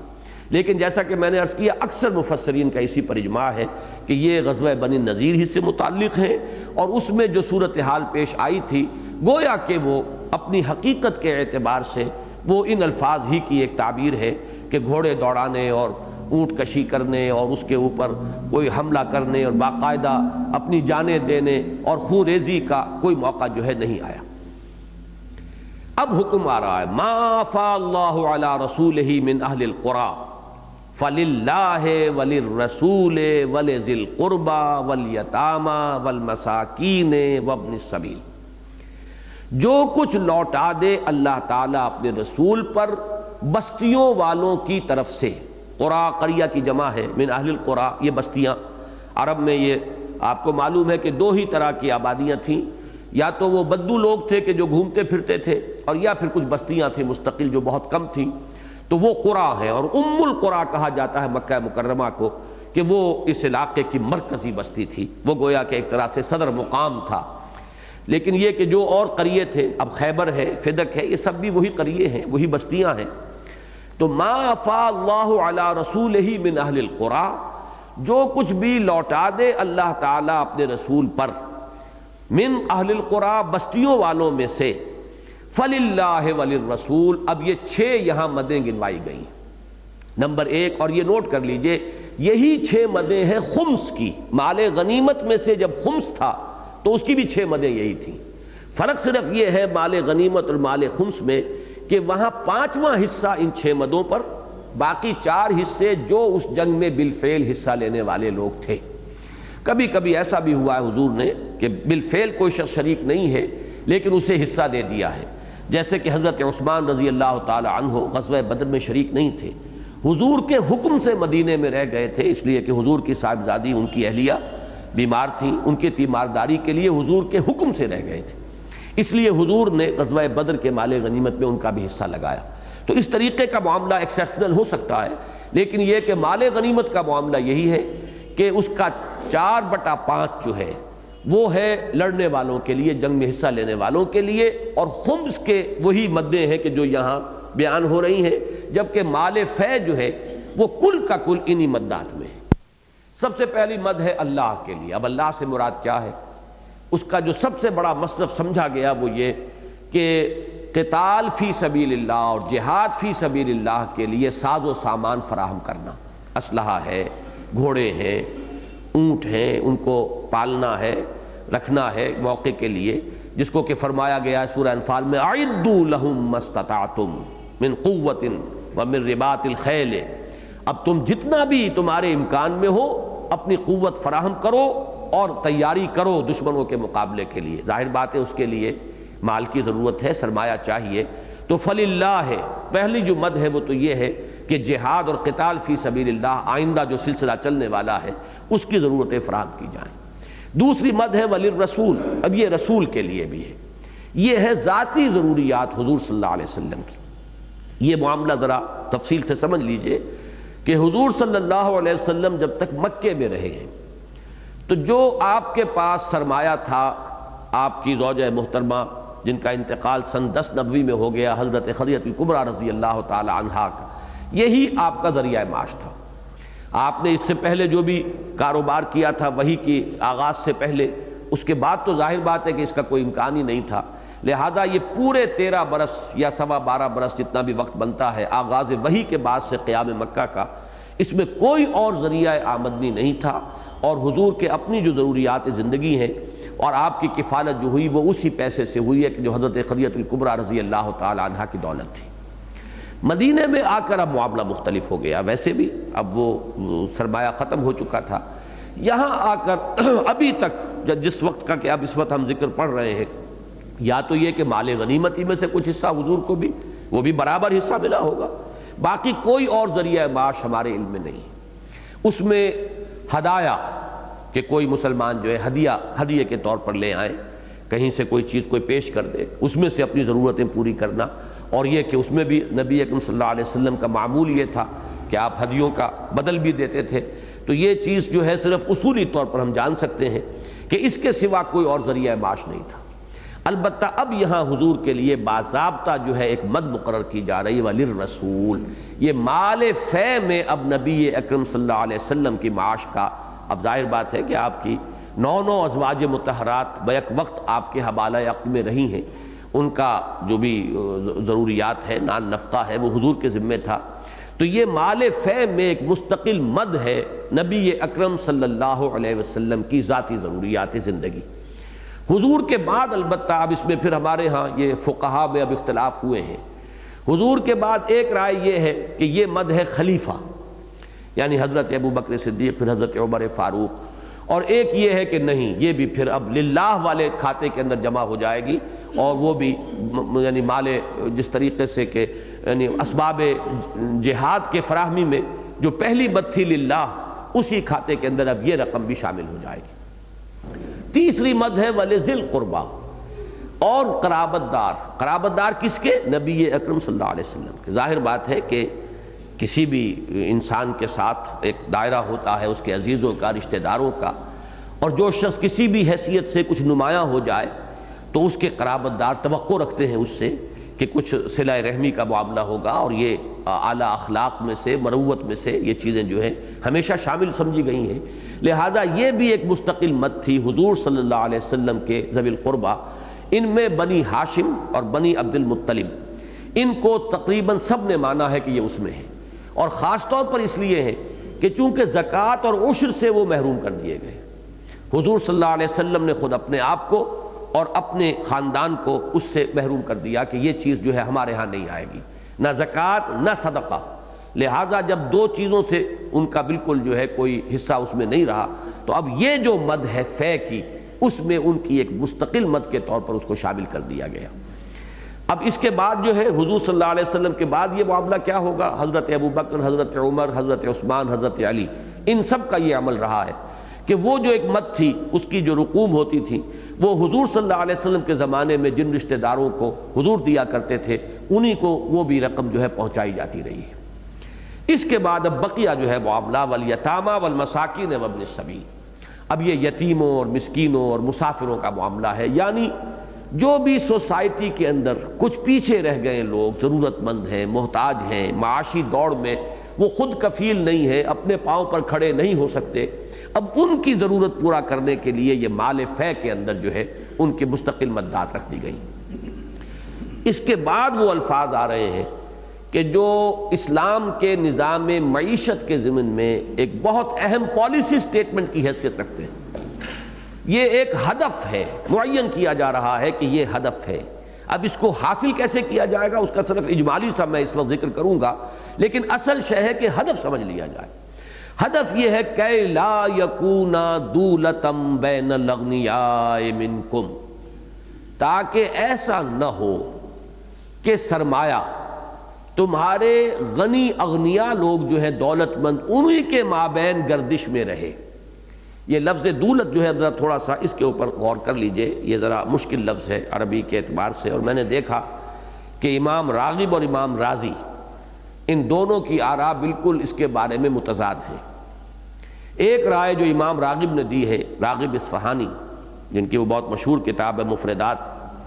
وہ تو یہ ہے کہ دولہ اور دولہ واحدہ، یہ بالکل ہم معنی ہے۔ دولت کا لفظ ہم اردو میں بولتے ہیں، دولت کا لفظ اردو میں نہیں بولا جاتا، لیکن امام راغب کی ایک رائے یہ ہے کہ دولت اور دولت یہ دونوں کے دونوں بالکل ہم معنی لفظ ہیں، ان میں کوئی فرق نہیں ہے۔ البتہ ایک قول انہوں نے یہ نقل کیا ہے کہ دولت کا لفظ استعمال ہوتا ہے مال، کیش، یا جو بھی دنیا میں جو چیزیں ہم سمجھتے ہیں کہ مال و اسباب دنیاوی، ظاہری مادی، اور دولت کا لفظ آتا ہے فی الحرب والجاہ، کہ جنگ میں جس کا پلڑا بھاری ہو اور اسی طریقے سے جس کو دنیاوی وجاہت حاصل ہو تو وہ ہے جس کے لیے لفظ دولت آئے گا۔ ایک قول امام راغب نے یہ دیا ہے کہ الدولت اسم الشیء الذی یتداول بعینہ، کہ دولت تو وہ شے ہے کہ جو دوڑ رہی ہے اور لوگوں کے درمیان گردش میں آ رہی ہے۔ والدولت مصدر، اور دولت ہے مصدر، گردش میں آنا۔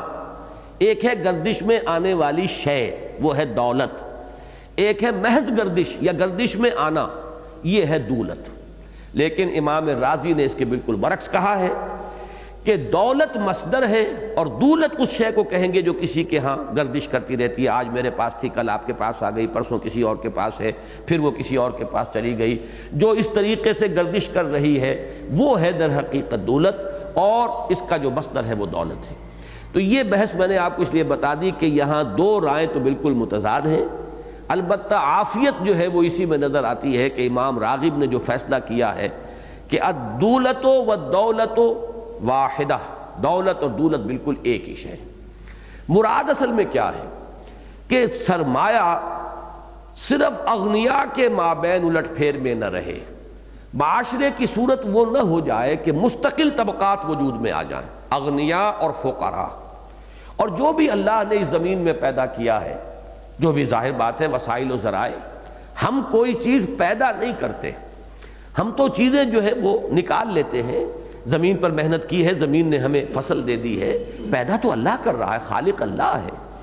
تمام جو بھی چیزیں ہیں اس معدنیات ہیں اللہ نے پیدا کی ہیں، ہم نے کھود کر اور اس کو نکال لیا ہے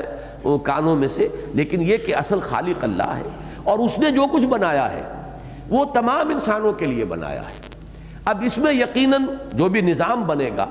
اس نظام ہی کے اندر یا تو یہ کجی آ جائے گی کہ کچھ لوگوں کے پاس ارتکاز ہوتا چلا جائے گا اور دوسرے لوگوں میں افتقار پیدا ہوتا چلا جائے گا، ان میں احتیاج اور فقر جو ہے بڑھتی چلی جائے گی، اور کچھ لوگوں کے ہاں ارتکاز دولت ہوتا چلا جائے گا اس کی مختلف شکلیں ہوں گی، اور ایک شکل یہ ہے کہ نہیں، ان کے مابین جیسا کہ اس وقت دنیا میں ہے، آپ کو معلوم ہے کہ ایک بڑی ہی آرٹیفیشل کوشش کی گئی، اس لیے کہ فطرت انسانی یہ بات کرتی ہے اس سے کہ ایسا ہو کہ کچھ لوگوں کے پاس تو بہت ہی زائدہ ضرورت جو ہے دولت جمع ہو جائے، اور کچھ لوگ جو ہے وہ ان کی ضروریات زندگی بھی صحیح طور سے پوری نہ ہو رہی ہوں، تو فطرت انسانی یہ بات کرتی ہے۔ اب اس کے لیے ایک ہے وہ آرٹیفیشل طریقہ کہ جو اس دور میں کمیونزم اور سوشلزم کے عنوان سے آیا ہے، اور وہ یہ کہ تمام ذرائع پیداوار جو ہے ان کو قومی ملکیت میں لے لیا جائے، انفرادی ملکیت میں نہ رہے۔ اس سے جو جبر پیدا ہوتا ہے اور انسانی شخصیت جو گھٹ کر رہ جاتی ہے، اب اس میں کوئی انسینٹیو نہیں، کوئی انیشیٹو نہیں، کام کرنے کا جذبہ نہیں، وہ ایک مزدور اور ملازم کی حیثیت سے ہے، اسے معلوم ہے میں زیادہ کام کروں گا تب بھی مجھے وہی اجرت ملنی ہے، اور اگر وقت گزار کر چلا جاؤں گا تب بھی مجھے وہی روزی مل جانی ہے۔ تو اس سے جو ایک خرابی پیدا ہوتی ہے، اور پھر یہ کہ آزادی رائے کا معاملہ ختم ہو جاتا ہے، تو یہ ہے اس دور کا سب سے بڑا عقدہ لا ینحل۔ اسلام کا نظام کیا ہے؟ ایک طرف اس نے آزاد معیشت کو برقرار رکھا ہے، اگرچہ محدود ہے، لمٹس ہے، حلال حرام، یہ حرام ہے، سود حرام ہے، سٹہ حرام ہے، فلاں شے حرام ہے، اس سے تو تم کما نہیں سکتے، حلال سے کماؤ، اب اس میں جو تم کماؤ گے وہ تمہاری ملکیت ہے، جائز ملکیت ہے۔ اس کے اندر لازماً نتیجہ یہ نکلے گا، اگر فریڈم ہے اور فری انٹرپرائز ہے، فری اکانومی ہے کسی درجے میں بھی، کچھ لوگ آگے نکل جائیں گے، کچھ پیچھے رہ جائیں گے۔ اب ضرورت اس بات کی ہے کہ لا یکون دولتم بین الاغنیاء منکم، کچھ ایسے اقدامات ہونے چاہیے کہ دولت کا ارتکاز نہ ہو جائے کہ وہ صرف ایک حیض کا طبقہ پیدا ہو جائے۔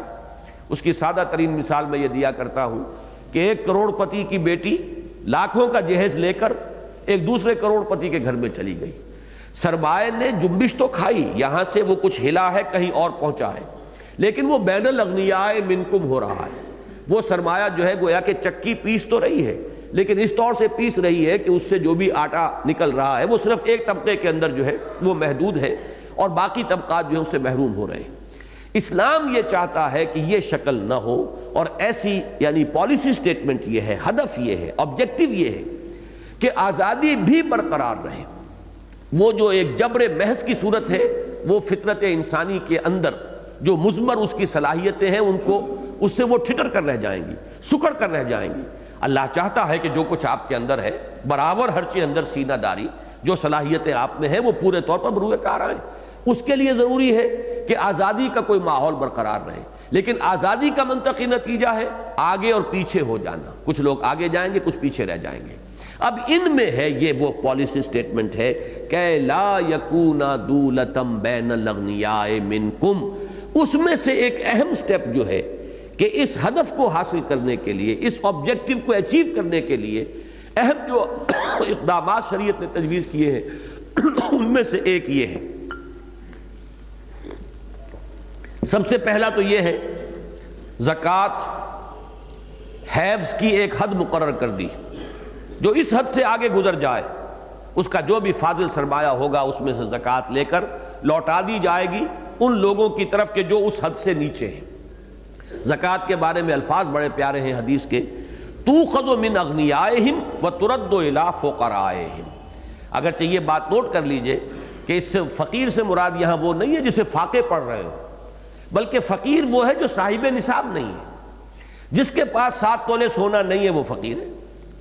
جس کے پاس 52 تولے چاندی نہیں ہے وہ فقیر ہے۔ تو فقیر سے مراد یہاں پر وہ نہیں ہے کہ جو گلیوں میں گھوم رہا ہو اور مانگتا پھر رہا ہو اور جس کو روٹی کے لالے پڑے ہوئے ہو، بلکہ یہ طبقات سوسائٹی کے 2 حصوں میں تقسیم کیا گیا۔ ایک لائن کھینچ دی گئی جسے ہم کہتے ہیں کہ یہ نصاب ہے، جو اس سے اوپر ہے وہ ڈونرز ہیں، جو اس سے نیچے رہ گئے وہ ریسیپینٹس ہیں۔ یہ دیں گے اور وہ لیں گے تاکہ یہ جو گیپ ہے یہ بڑھنے نہ پائے، ٹو برج دی گیپ، اس فصل کو اس یعنی کھائی کو کم سے کم رکھنے کے لیے سب سے بڑا انسٹرومنٹ جو ہے وہ زکوٰۃ اور عشر ہے۔ اور اس کے بعد آپ کو معلوم ہے کہ دنیا میں ایسے نظام بھی ہیں کہ جن میں وراثت کا قانون یہ ہے کہ صرف بڑے بیٹا جو ہے وہ ہوگا وارث، خود اس شخص کی اپنی اولاد جو ہے بقیہ وہ فقیروں کے درجے میں آ جاتی، کمی کاری بن کر رہ جاتے ہیں، اس لیے کہ وہاں آبجیکٹو کیا ہے، ان کا پورا معاشی، معاشرتی اور سماجی نظریہ یہ ہے کہ یہاں پر جو ایک ہیبت قائم ہے ہماری، وہ ہیبت قائم ہوتی ہے بڑی ہولڈنگ کے ذریعے سے۔ اگر یہ تقسیم ہوتی چلی گئی، یہ چھوٹی چھوٹی ہولڈنگز ہو گئیں، تو جو ہماری ہیبت قائم ہے وہ ہیبت ختم ہو جائے گی۔ لہذا ایک جو ہے وارث ہوگا، بڑا بیٹا، سارا جو ہے اسی کو وہ منتقل ہو جائے گی، جو بھی جائیداد ہے اور جاگیر ہے اور زمین ہے، اور باقی سب جو ہے بھائی بھی ان کے جو ہیں وہ بالکل ملازمین اور کمی کاری اور ہر طرح سے ان کے بھکاری اور ان کے دست دیگر بن کر جاتے تھے۔ اسلام نے اس کے برعکس وراثت کا قانون، تقسیم کرو، توڑو اسے، کاٹو اسے، ٹکڑوں کے اندر تقسیم کر دو۔ یہ بھی ایک بہت بڑا پالیسی سٹیٹمنٹ کے اعتبار سے بہت اہم اقدام ہے کہ وہ یہ نہیں چاہتا کہ ارتکاز ہو، بلکہ یہ چاہتا ہے کہ یہ ڈسٹریبیوشن ہو اور ڈسیمینیشن ہو، یہ پھیلے اور معاشرے کے اندر منتشر ہو جائے کہ لا یکون دولۃ بین الاغنیاء منکم۔ اب اسی میں آپ شامل کرتے چلے جائیے کہ اب یہ فے کا معاملہ ہے۔ ظاہر بات ہے کہ اگر جو لوگ کے جنگوں میں حصہ لے رہے ہیں، بہت سے ہو سکتے ہیں مسلمان معاشرے میں افراد وہ جنگ میں حصہ لینے کے قابل نہیں ہیں، مریض ہیں، کسی اور وجہ سے معذور ہیں، یا یتیم بچے ہیں، یا اور کسی پہلو سے وہ لوگ کہ جو باقاعدہ جنگ میں حصہ لینے والے نہیں ہیں۔ اب مال غنیمت میں سے تو انہیں حصہ نہیں مل سکتا، وہاں سے تو ظاہر بات ہے کہ وہ حصہ تو انہی کا ہے جنہوں نے کہ بالفعل جنگ میں حصہ لیا ہے۔ تو فے کے معاملے کو عام کر دیا کہ ان سے ہٹا کر اب یہ معاملہ جو ہے سارا کا سارا، ظاہر بات ہے اللہ کے لیے، اللہ کے رسول کے لیے، اور اللہ کے رسول نے تو اپنا معیار زندگی جو کچھ رکھا ہے وہ سب کو معلوم ہے کہ وہ بالکل قوت لا یموت بھی اس کو نہیں کہا جا سکتا۔ فاقے پر فاقے آتے تھے، ایسا وقت آتا تھا کہ کئی وقت گزر گئے ہیں اور چولہوں کے اندر آگ بھی نہیں جلی ہے، تو انہوں نے اپنا معیار اتنا رکھا۔ تو یہ سارا جو بھی بچا ہے وہ در حقیقت کس کے لیے تھا؟ وہ للیتامى والمساکین وابن السبیل۔ اس میں اور بہت سے اقدام ہیں۔ اسلامی معاشرے کے اندر بہت سے گناہ ہیں جن کا کفارہ مقرر کر دیا گیا ہے کہ یہ غریبوں کو کھانا کھلاؤ۔ اطعام مساکین جو ہے وہ جیسا کہ ہم پڑھا ہے سورہ مجادلہ میں بھی، یہ مختلف شکلیں ہیں کہ جس سے اسلام نے اپنے اس ہدف کو اچیو کیا ہے کہ ایسا نہیں ہونا چاہیے کہ اللہ تعالیٰ نے جو کچھ اس دنیا میں بنایا اور پیدا کیا ہے اس میں کچھ لوگ جو ہے اس پر اس طور سے قابض ہو جائیں کہ دولت کا ارتکاز ہو جائے اور دوسری طرف لوگوں کے اندر فقر ہو اور افتقار ہو۔ اور جیسا کہ میں نے بارہا عرض کیا ہے اس موضوع پر کہ اس معاملے میں شاہ ولی اللہ دہلوی رحمۃ اللہ علیہ، واقعہ یہ ہے کہ اس دور کی عظیم ترین شخصیت ہے جنہوں نے دین کی ان تعلیمات کو خوب کھود کر نکالا ہے۔ وہ کھودنا اس لیے پڑا کہ خلافت راشدہ کے بعد ہمارے ہاں تو وہ نظام جو ہے ملوکیت کا اور پھر وہ جاگیرداری کا یہ نظام آ گیا تھا، وہی پورا جاہلی نظام۔ اب یہاں کیا تھا؟ 30,000 منصبدار، 20,000 منصبدار، جاگیردار بیٹھے ہوئے ہیں، اور جو بھی لوگ ہیں ان کے کمی کاری کی حیثیت رکھتے ہیں، وہ گویا کہ ان کی رعیت شمار ہوتے تھے، چاہے وہ کھیت میں کام کر رہے ہوں، چاہے وہ کوئی صنعت و حرفت کا ان کا کوئی معاملہ ہے، وہ تو ان کی کوئی حیثیت نہیں، کوئی حقوق نہیں۔ تو اس پورے نظام کو، اور وہ صدیوں سے اب چلا آ رہا تھا، تو شاہ ولی اللہ دہلوی رحمۃ اللہ علیہ کی جو مجددانہ خدمات ہیں ان میں سے اس دور کے تقاضوں کے اعتبار سے سب سے بڑی تو ہمارے نزدیک یہ ہے کہ قرآن مجید کی جو رجوع الی القرآن کی تحریک ہے اس کا نقطہ آغاز شاہ ولی اللہ دہلوی ہے رحمۃ اللہ علیہ اس بر صغیر پاک و ہند میں۔ لیکن یہ کہ نظام زندگی اور عمرانیات جدیدہ کے اعتبار سے اہم ترین حصہ یہ ہے کہ انہوں نے اس چیز کو نکالا ہے کہ یہ تقسیم دولت کا نظام جب غلط ہو جاتا ہے تو پھر ان کا کہنا یہ ہے کہ یہ دو دھاری تلوار کے مانند ہے، ادھر بھی کاٹ رہی ہے ادھر بھی کاٹ رہی ہے۔ اس لیے کہ تقسیم دولت کا نظام جب غیر منصفانہ ہوگا تو ایک طرف دولت کا ارتکاز ہوگا، ایک طرف احتیاج بڑھتی چلی جائے گی۔ جن میں احتیاج بڑھتی چلی جا رہی ہے وہ انسان نہیں رہیں گے، ڈھور ڈنگر بن جائیں گے، حیوانوں کی سطح پر آ جائیں گے۔ جیسے لدو اونٹ ہے، اب اس میں کیا شعور ہے؟ یا کولو کا بیل ہے، کوئی شعور نہیں، اس میں لگا ہوا ہے، وہ اپنے جتا ہوا ہے اس کے اندر، کولو کے اندر، یا کوئی رہٹ چلا رہا ہے۔ اسی طریقے سے وہ غریب آدمی جو 8 گھنٹے 10 گھنٹے 12 گھنٹے کمر توڑ دینے والی مشقت کر کے بمشکل اپنے لیے اور اپنے بال بچوں کے لیے روٹی کا بندوبست کر رہا ہو، اب آپ کیسے تصور کریں گے کہ اس میں اعلیٰ جذبات بھی پیدا ہو سکیں اور اعلیٰ فکر بھی ہو، کچھ سوچ بھی اس کی انسانی سوچ ہو، کچھ اللہ کے ساتھ وہ لو لگائے، رات کو بھی جاگے، اس کے اندر جو اعلیٰ اللہ تعالیٰ نے صلاحیتیں رکھی ہیں وہ بھی پروان چڑھے؟ وہ تو حیوان بن کر رہ گیا ہے، وہ تو بالکل لدو اونٹ ہے یا وہ کولو کا بیل ہے۔ تو وہ انسانیت کے اس مقام سے گر جاتے ہیں، اور دوسری طرف جن کے پاس دولت کا ارتکاز ہو جاتا ہے وہ پھر عیاشیاں کریں گے، ان سے پھر ظاہر بات ہے دولت جو ہے جو برائیاں لے کر آتی ہے۔ جو عرب ممالک میں جو تیل کی دولت جو کچھ لے کر آئی ہے، جو بھی وہاں گئے انہیں معلوم ہے کہ وہ کیا کیا برائیاں اس کے ذریعے سے آئی ہیں، معلوم ہے، سب سامنے ہے، تو وہ خرابیاں وہاں آئیں گی۔ پھر یہ کہ ایک ایک شادی کے اوپر لاکھوں روپے صرف ہوں گے، ایک ایک دعوت جو ہے وہ لاکھوں روپے پر اس کا خرچہ ہوگا، اور جو ایک ایک پتے کے ساتھ جو ہے قمقمہ بجلی کا لگا دیا جائے گا، پھر وہ تبذیر ہوگی، وہ دھونس جمائی جائے گی اپنی دولت کی، اور لوگوں کے دلوں کے اندر جو ہے وہ بھٹیاں روشن کی جائیں گی انتقامی جذبات کی۔ انہیں محسوس ہوگا کہ ہم محروم ہیں، یہ ہمارا خون پسینہ ہے۔ کوئی مظاہرے جو ہے اس کا احساس تو یہی ہے کہ ہمارا خون پسینہ ہے، کہ جس سے یہ ان کی حویلیاں جو ہیں یہ روشن ہیں، اور ان کی کوٹھیاں جو ہیں ان میں یہ ساز و سامان جمع ہو رہا ہے۔ اس سے پھر طبقاتی تقسیم، پھر وہ کلاس کانشسنس، پھر کلاس سٹرگل، کلاس کانفلکٹ، یہ سارے فسادات جو ہے اس کے ذریعے سے لازماً رونما ہوں گے۔ تو یہ ہے اصل وہ جو پالیسی سٹیٹمنٹ ہے کہ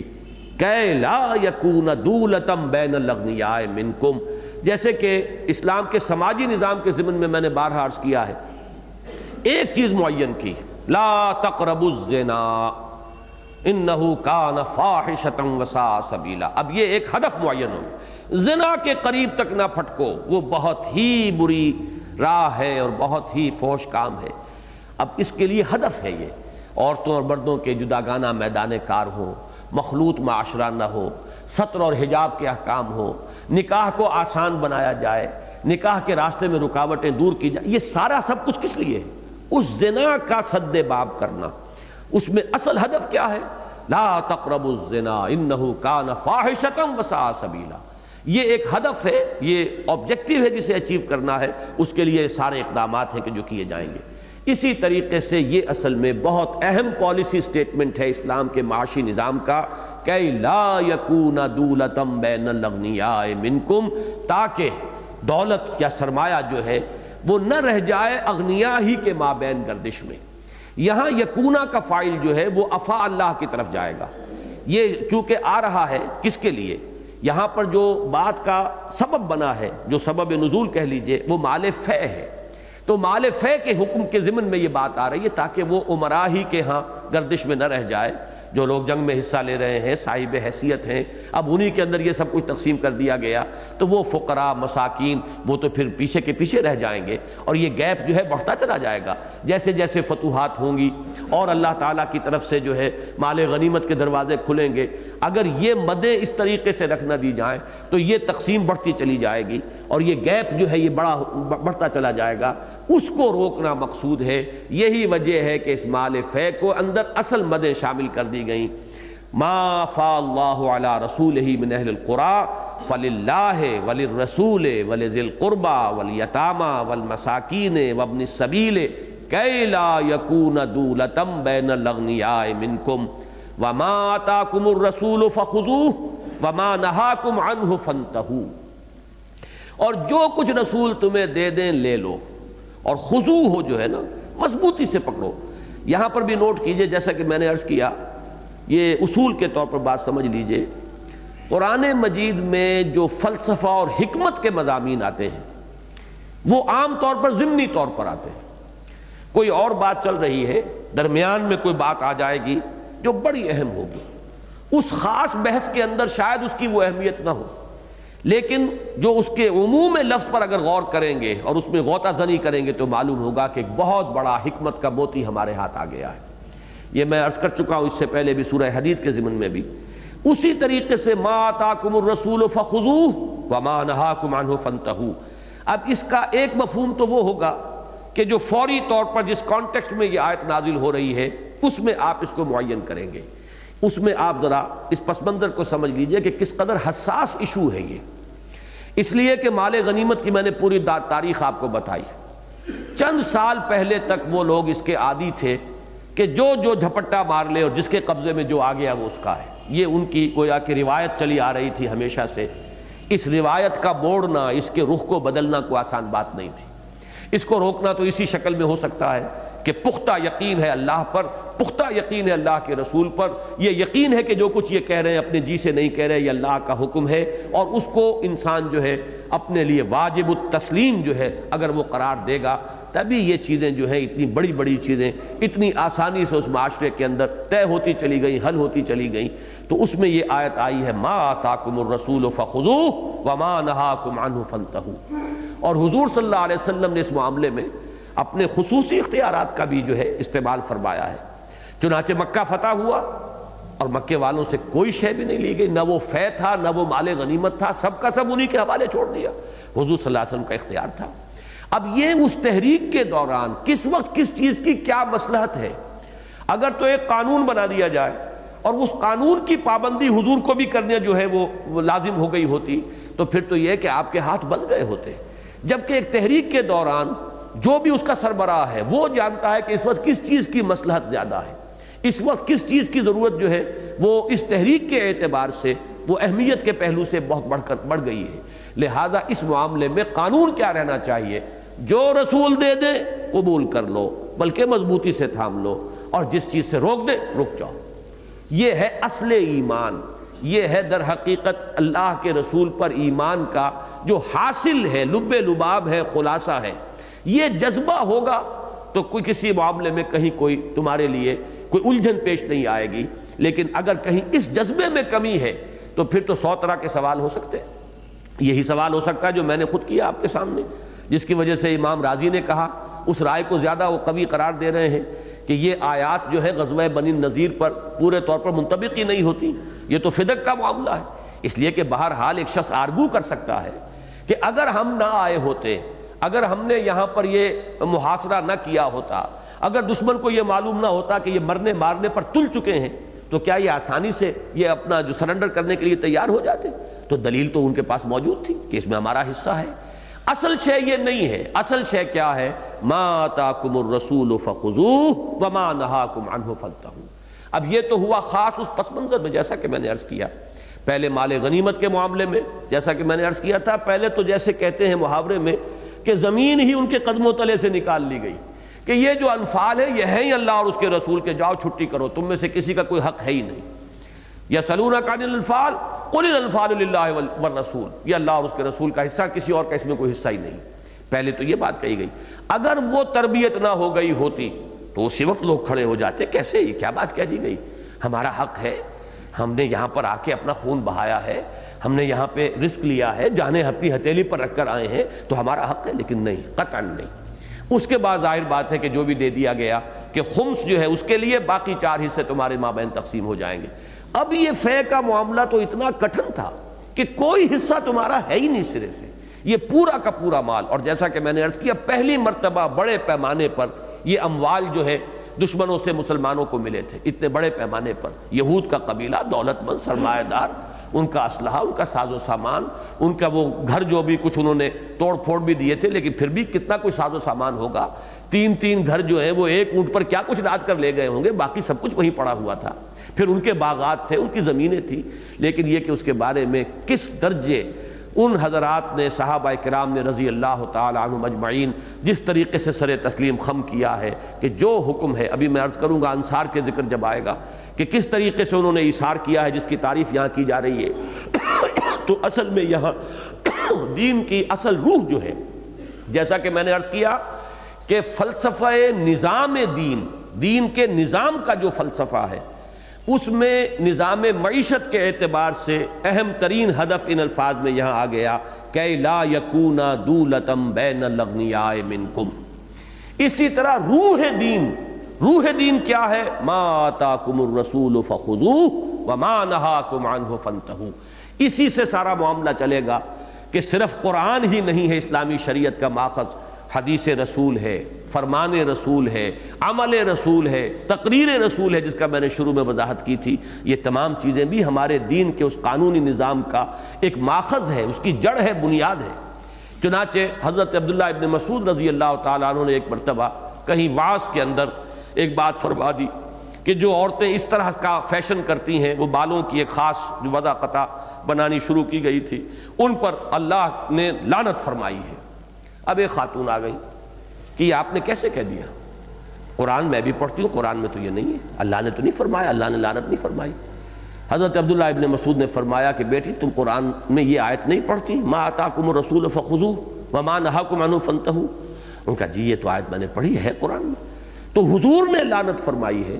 تو جب حضور نے لعنت فرمائی ہے تو اس کا مطلب ہے کہ اللہ نے لعنت فرمائی ہے۔ جب قانون یہ ہے، اب اس کو اگر ہم اپنے دلوں میں راسخ کر لیں یہ ساری بحثیں جو اس وقت چل رہی ہیں قانون اسلامی کے بارے میں، یہ وحشیانہ ہے اور یہ فلاں ہے اور یہ غیر منصفانہ ہے، اور خواتین کی دیت کا مسئلہ اور قانون کا مسئلہ اور شہادت کا مسئلہ اور رجم کا مسئلہ، یہ سارے مسائل جو ہیں یہ یقیناً کراپ اپ ہو جائیں گے جب اس معاملے میں کمزوری ہوگی۔ ما آتاکم الرسول فخذوہ وما نہاکم عنہ فانتہوا، یہ روح دین ہے، یہ لب لباب ہے اس نظام کے اعتبار سے۔ بحیثیت کل جو ہے روح وہ یہ ہے، جو رسول تمہیں دیں خذوہ، پکڑو اس کو مضبوطی کے ساتھ، یعنی صرف لے لو نہیں، قبول کر لو نہیں، مضبوطی سے تھامو۔ یہ ان کا عطیہ ہے، ان کی دین ہے، ان کا حکم ہے، اب عام ہو جائے گا، اس لیے کہ یہی لفظ آیا ہے یا یحییٰ خذ الکتاب بقوہ وآتیناہ الحکم صبیہ۔ سورہ مریم میں فرمایا اے یحییٰ کتاب کو مضبوطی سے پکڑ لو۔ تو ما آتاکم الرسول فخذوہ وما نہاکم عنہ فانتہوا، اور جس چیز سے وہ روک دیں تمہیں رک جاؤ۔ یہ ہے لب لباب اور حاصل دین کی روح کا۔ واتقوا اللہ، اللہ کا تقوی اختیار کرو، ان اللہ شدید العقاب، یقیناً اللہ تعالی عقوبت میں بھی بہت سخت ہے،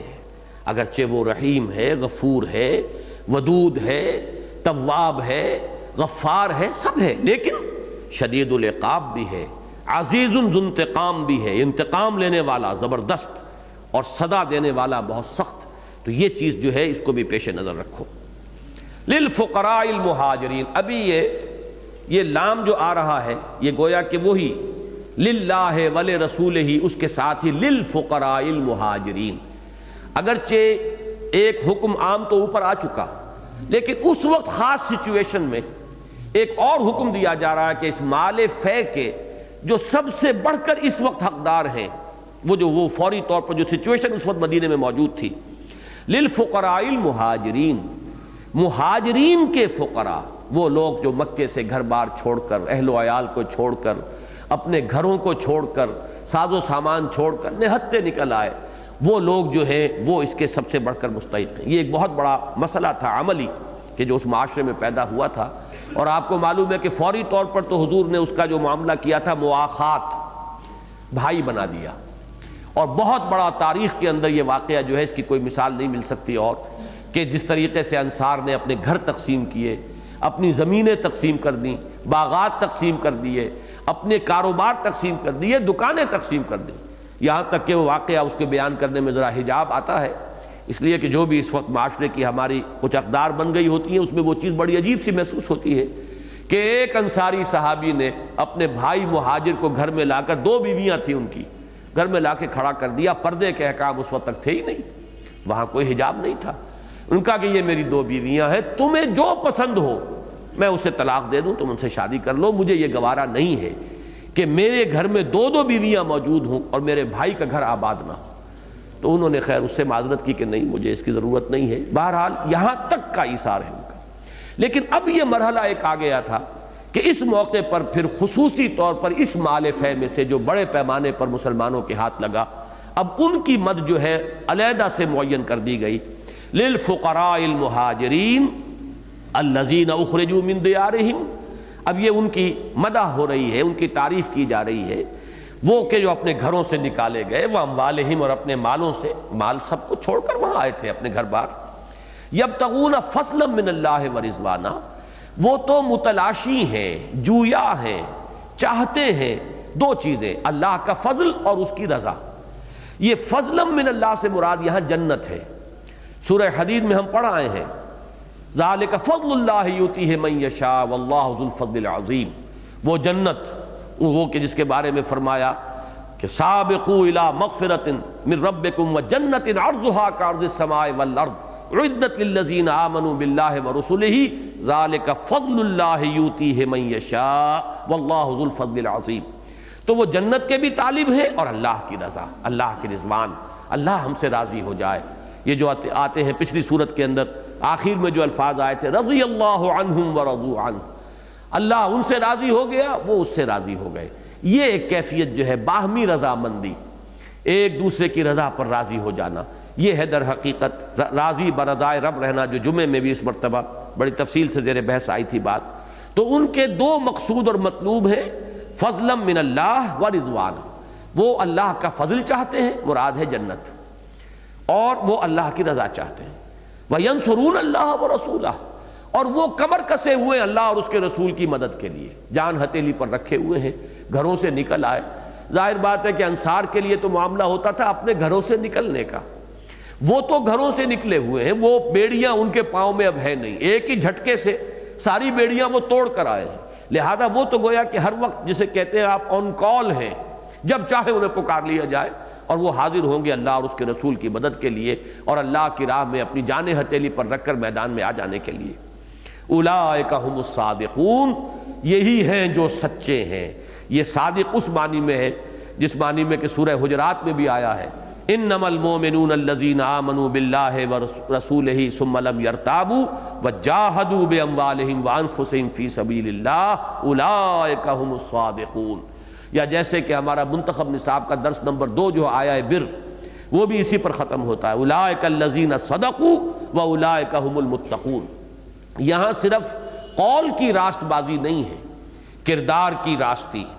اللہ سے کیے ہوئے اپنے عہد کی سچائی، وہ جو میثاق الست ہے اس میں سچا ثابت ہونا،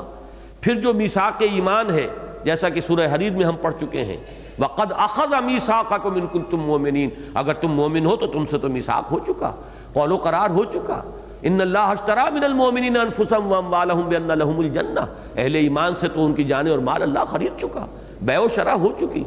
اب اس کے اندر وہ رویہ اختیار کرنا کہ جس میں یہ پورا معاملہ جو ہے صداقت شعاری کا ہو، راست بازی کا ہو، اولئک ھم الصادقون۔ یہ ہے مہاجرین کے لیے خاص طور پر اس موقع پر حضور نے انصار کے سامنے 2 آپشنز رکھے۔ ایک تو یہ کہ جو کچھ تم نے اب تک تقسیم کر کے دیا ہوا ہے وہ مہاجر اپنے ان بھائیوں کے پاس رہنے دو، اور یہ جو مال فے ہے یہ بھی میں تمہارے مابین تقسیم کر دیتا ہوں۔ اور دوسری شکل یہ ہے کہ تم نے جو کچھ انہیں دیا ہوا تھا وہ میں تمہیں واپس لوٹوا دیتا ہوں، کسی نے اپنے باغ میں سے آدھا حصہ دے دیا تھا، کسی نے مکان میں سے جو بھی تھا وہ تمہیں واپس کروا دیتا ہوں، اور ان کو میں صرف اس مال کے اندر سے میں ان کو دے کر تاکہ یہ بھی اپنی معاشی زندگی میں خود کفیل ہو جائیں، اپنے پیروں پر کھڑے ہو جائیں۔ جواب انصار کا یہ تھا کہ حضور نہ ہمیں وہ واپس لینا ہے جو ہم نے انہیں پہلے دیے تھا، نہ ہمیں اس میں سے حصہ درکار ہے۔ یعنی جو آپشنز نبی اکرم صلی اللہ علیہ وسلم نے دیے ان میں سے بھی انہوں نے بالکل دونوں کو چھوڑ دیا کہ یہ ہمارے ان مہاجر بھائیوں کے لیے جو کچھ ہم نے دیا تھا وہ بھی دیا ہم نے، وہ ہم واپس لینے کے لیے آمادہ نہیں، اور یہ کہ یہ جو مال فے ہے اس میں سے آپ سب کچھ انہیں دیجئے، اور ہمیں قطعاً اس پر کوئی ملال نہیں ہوگا، ہمیں کوئی اس کے اوپر جو ہے کوئی برا محسوس نہیں ہوگا کہ اس میں ہماری حق تلفی ہوئی ہے۔ تو یہ ہے جس کی کہ اب اگلی آیت میں ان کی مدح کی جا رہی ہے، والذین تبوؤا الدار والایمان من قبلہم، اور وہ لوگ کہ جنہوں نے جگہ پکڑی ہوئی تھی گھر میں اور ایمان میں، یہ میں ذرا وضاحت کروں گا، یہاں اشکال ہے ایک، ان سے پہلے مراد ہے، سب کے نزدیک متفق علیہ بات ہے کہ مراد ہے یہ جو انصار مدینہ ہیں۔ الدار سے مراد مدینہ ہے جو یہاں پر پہلے سے موجود تھے۔ یہ بوا یبوئ جب آتا ہے باب تفعیل سے تو کسی جگہ کسی کو ٹھکانہ دینا، جمع دینا، اس بوانا لابراہیم مکان البیت، لیکن تبوّع یہ باب تفاعل ہے، خود اپنی جگہ وہاں پکڑ لینا، اپنا ٹھکانہ بنا لینا، جم جانا، سیٹل ہو جانا۔ تو جو لوگ پہلے سے مدینے میں سیٹلڈ تھے، جو پہلے سے یہاں پر قائم تھے، مقیم تھے، ایمان کے لفظ میں تھوڑا سا اشکال ہے کہ ایمان میں مقیم ہونے کے معنی کیا ہے، ایمان میں قائم ہونے یا ایمان میں جمنے کا مفہوم کیا ہے وہ میں بعد میں عرض کروں گا۔ من قبلہم، ان سے پہلے، یحبون من ہاجر الیہم، یہ ان کی اب شان ہے جو بیان ہو رہی ہے، جیسے کہ پچھلی آیت میں جو مہاجرین کی مدح میں اور ان کی شان میں الفاظ آئے، اب یہاں انصار کی شان اللہ تعالیٰ بیان فرما رہے ہیں۔ یحبون من ہاجر الیہم، وہ محبت کرتے ہیں ان کو کہ ان سے کہ جو ان کی طرف ہجرت کر کے آئے ہیں۔ یعنی ایک تو یہ ہوتا ہے کہ احساس منفی ہو کہ خامخواہ کا بار ہماری معیشت کے اوپر بار پڑ رہا ہے، اور ہمارے لیے پہلے ہی جو وسائل تھے کوئی بہت زیادہ نہیں تھے، اب آ کے یہ خامخواہ کے حصے دار بن گئے ہیں، بجائے اس کے کہ انہیں یہ محسوس ہوتا جیسے کہ منافقین کوشش کرتے رہتے تھے کہ یہ احساس جو ہے اجاگر کریں۔ سورہ منافقون میں ہم آگے چل کر پڑھیں گے کہ عبداللہ ابن ابی نے کہا تھا کہ لا تنفقوا علی من عند رسول اللہ حتی ینفضوا، کہ اے انصار مدینہ یہ تمہاری خیرات اور صدقات ہے جس کی وجہ سے یہ مہاجرین یہاں بیٹھے ہوئے محمد کے گرد جمع ہے صلی اللہ علیہ وسلم، تم اپنا ہاتھ کھینچ لو اور ان پر خرچ کرنا بند کر دو، یہ بھیڑ چھٹ جائے گی، دیکھنا ان بستیوں کو تم کے ویراں ہو گئی، پھر پتہ چلے گا کہ ان میں کتنا اللہ کا اور رسول کا اور جہاد فی سبیل اللہ کا جذبہ ہے اور مادہ ہے۔ یہ سب تمہارے ٹکڑوں کے طفیل ہے جو یہ یہاں پر پل رہے ہیں، معاذ اللہ ثم معاذ اللہ، نقل کفر نہ باشد۔ وہیں پر جواب یہ دلوایا گیا کہ قل للہ وللہ خزائن السماوات والارض ولکن المنافقین لا یفقہون، آسمانوں اور زمین کے سارے خزانے تو اللہ کے دست قدرت میں ہیں، اختیار میں ہیں، لیکن ان منافقین کو علم حاصل نہیں۔ تو وہ تو احساس یہ پیدا کرتے تھے، لیکن یہاں ظاہر بات ہے کہ مومنین صادقین جو تھے انصار میں سے ان کا ذکر ہے، یحبون من ہاجر الیہم، کہ بجائے اس کے کہ وہ اس پر کوئی دل کی تنگی محسوس کرتے، وہ تو انتہائی محبت کرتے ہیں ان سے کہ جو ہجرت کر کے ان کے پاس آئے ہیں۔ ولا یجدون فی صدورہم حاجۃ مما اوتوا، اور وہ اپنے دلوں میں کوئی خلش محسوس نہیں کرتے اس پر جو انہیں دیا گیا، کہ مہاجرین کو دیا جا رہا ہے اس پر انہیں کوئی خلش ہو، دل میں کوئی بے چینی محسوس ہو۔ یہ حاجہ کا لفظ جو ہے یہ دل میں ذرا کوئی غیظ و غضب کے جذبات جب ابھرتے ہیں کسی وجہ سے، ناپسندیدگی کی وجہ سے کسی معاملے میں، اس کے لیے بھی یہ لفظ استعمال ہوتا ہے، اس لیے کہ جب احتیاج ہوتی ہے، ضرورت ہوتی ہے، تب بھی دل کے اندر اس طرح کی کیفیات ہوتی ہیں۔ تو دل تنگ جو ہے، یہ مجھے اب لفظ یاد آیا ایک شعر کا، ماہر القادری مرحوم کا یہ شعر ہے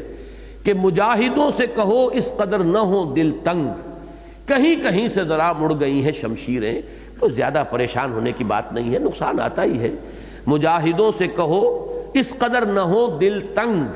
کہیں کہیں سے ذرا مڑ گئی ہیں شمشیریں۔ تو یہ دل کی تنگی جو ہے وہ ہے حاجہ،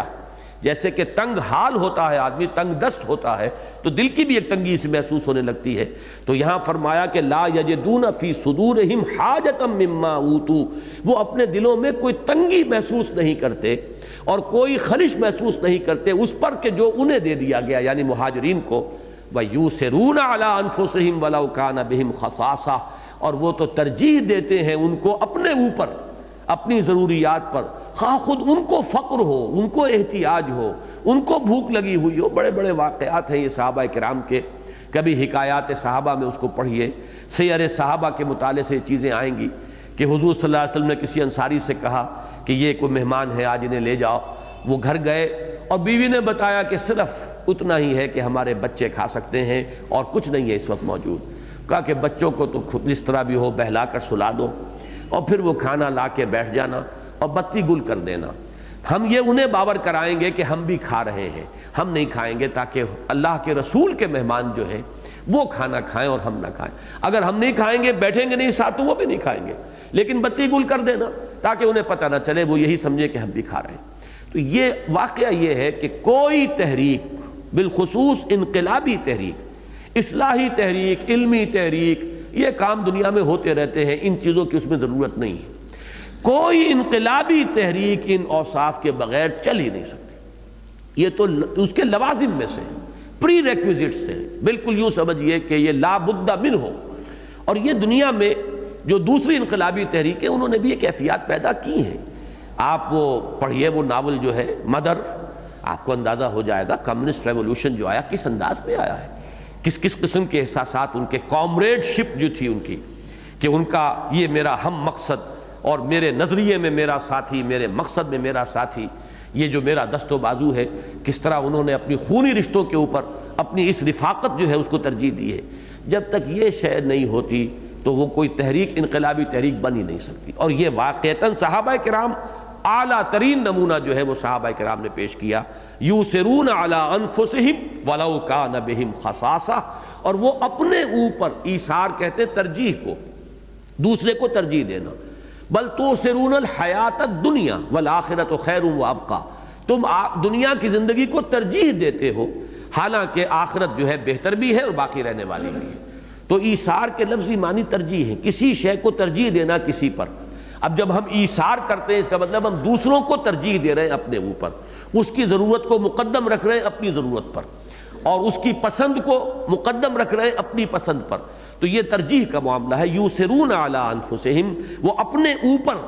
دوسروں کو، یعنی اپنے بھائیوں کو، مہاجرین کو، اپنے ان دینی ساتھیوں کو وہ ترجیح دیتے ہیں، ولو کان بہم خصاصہ، خواہ خود ان کے اوپر تنگی ہو، مشکل ہو، کڑا وقت ہو، فاقہ ہو۔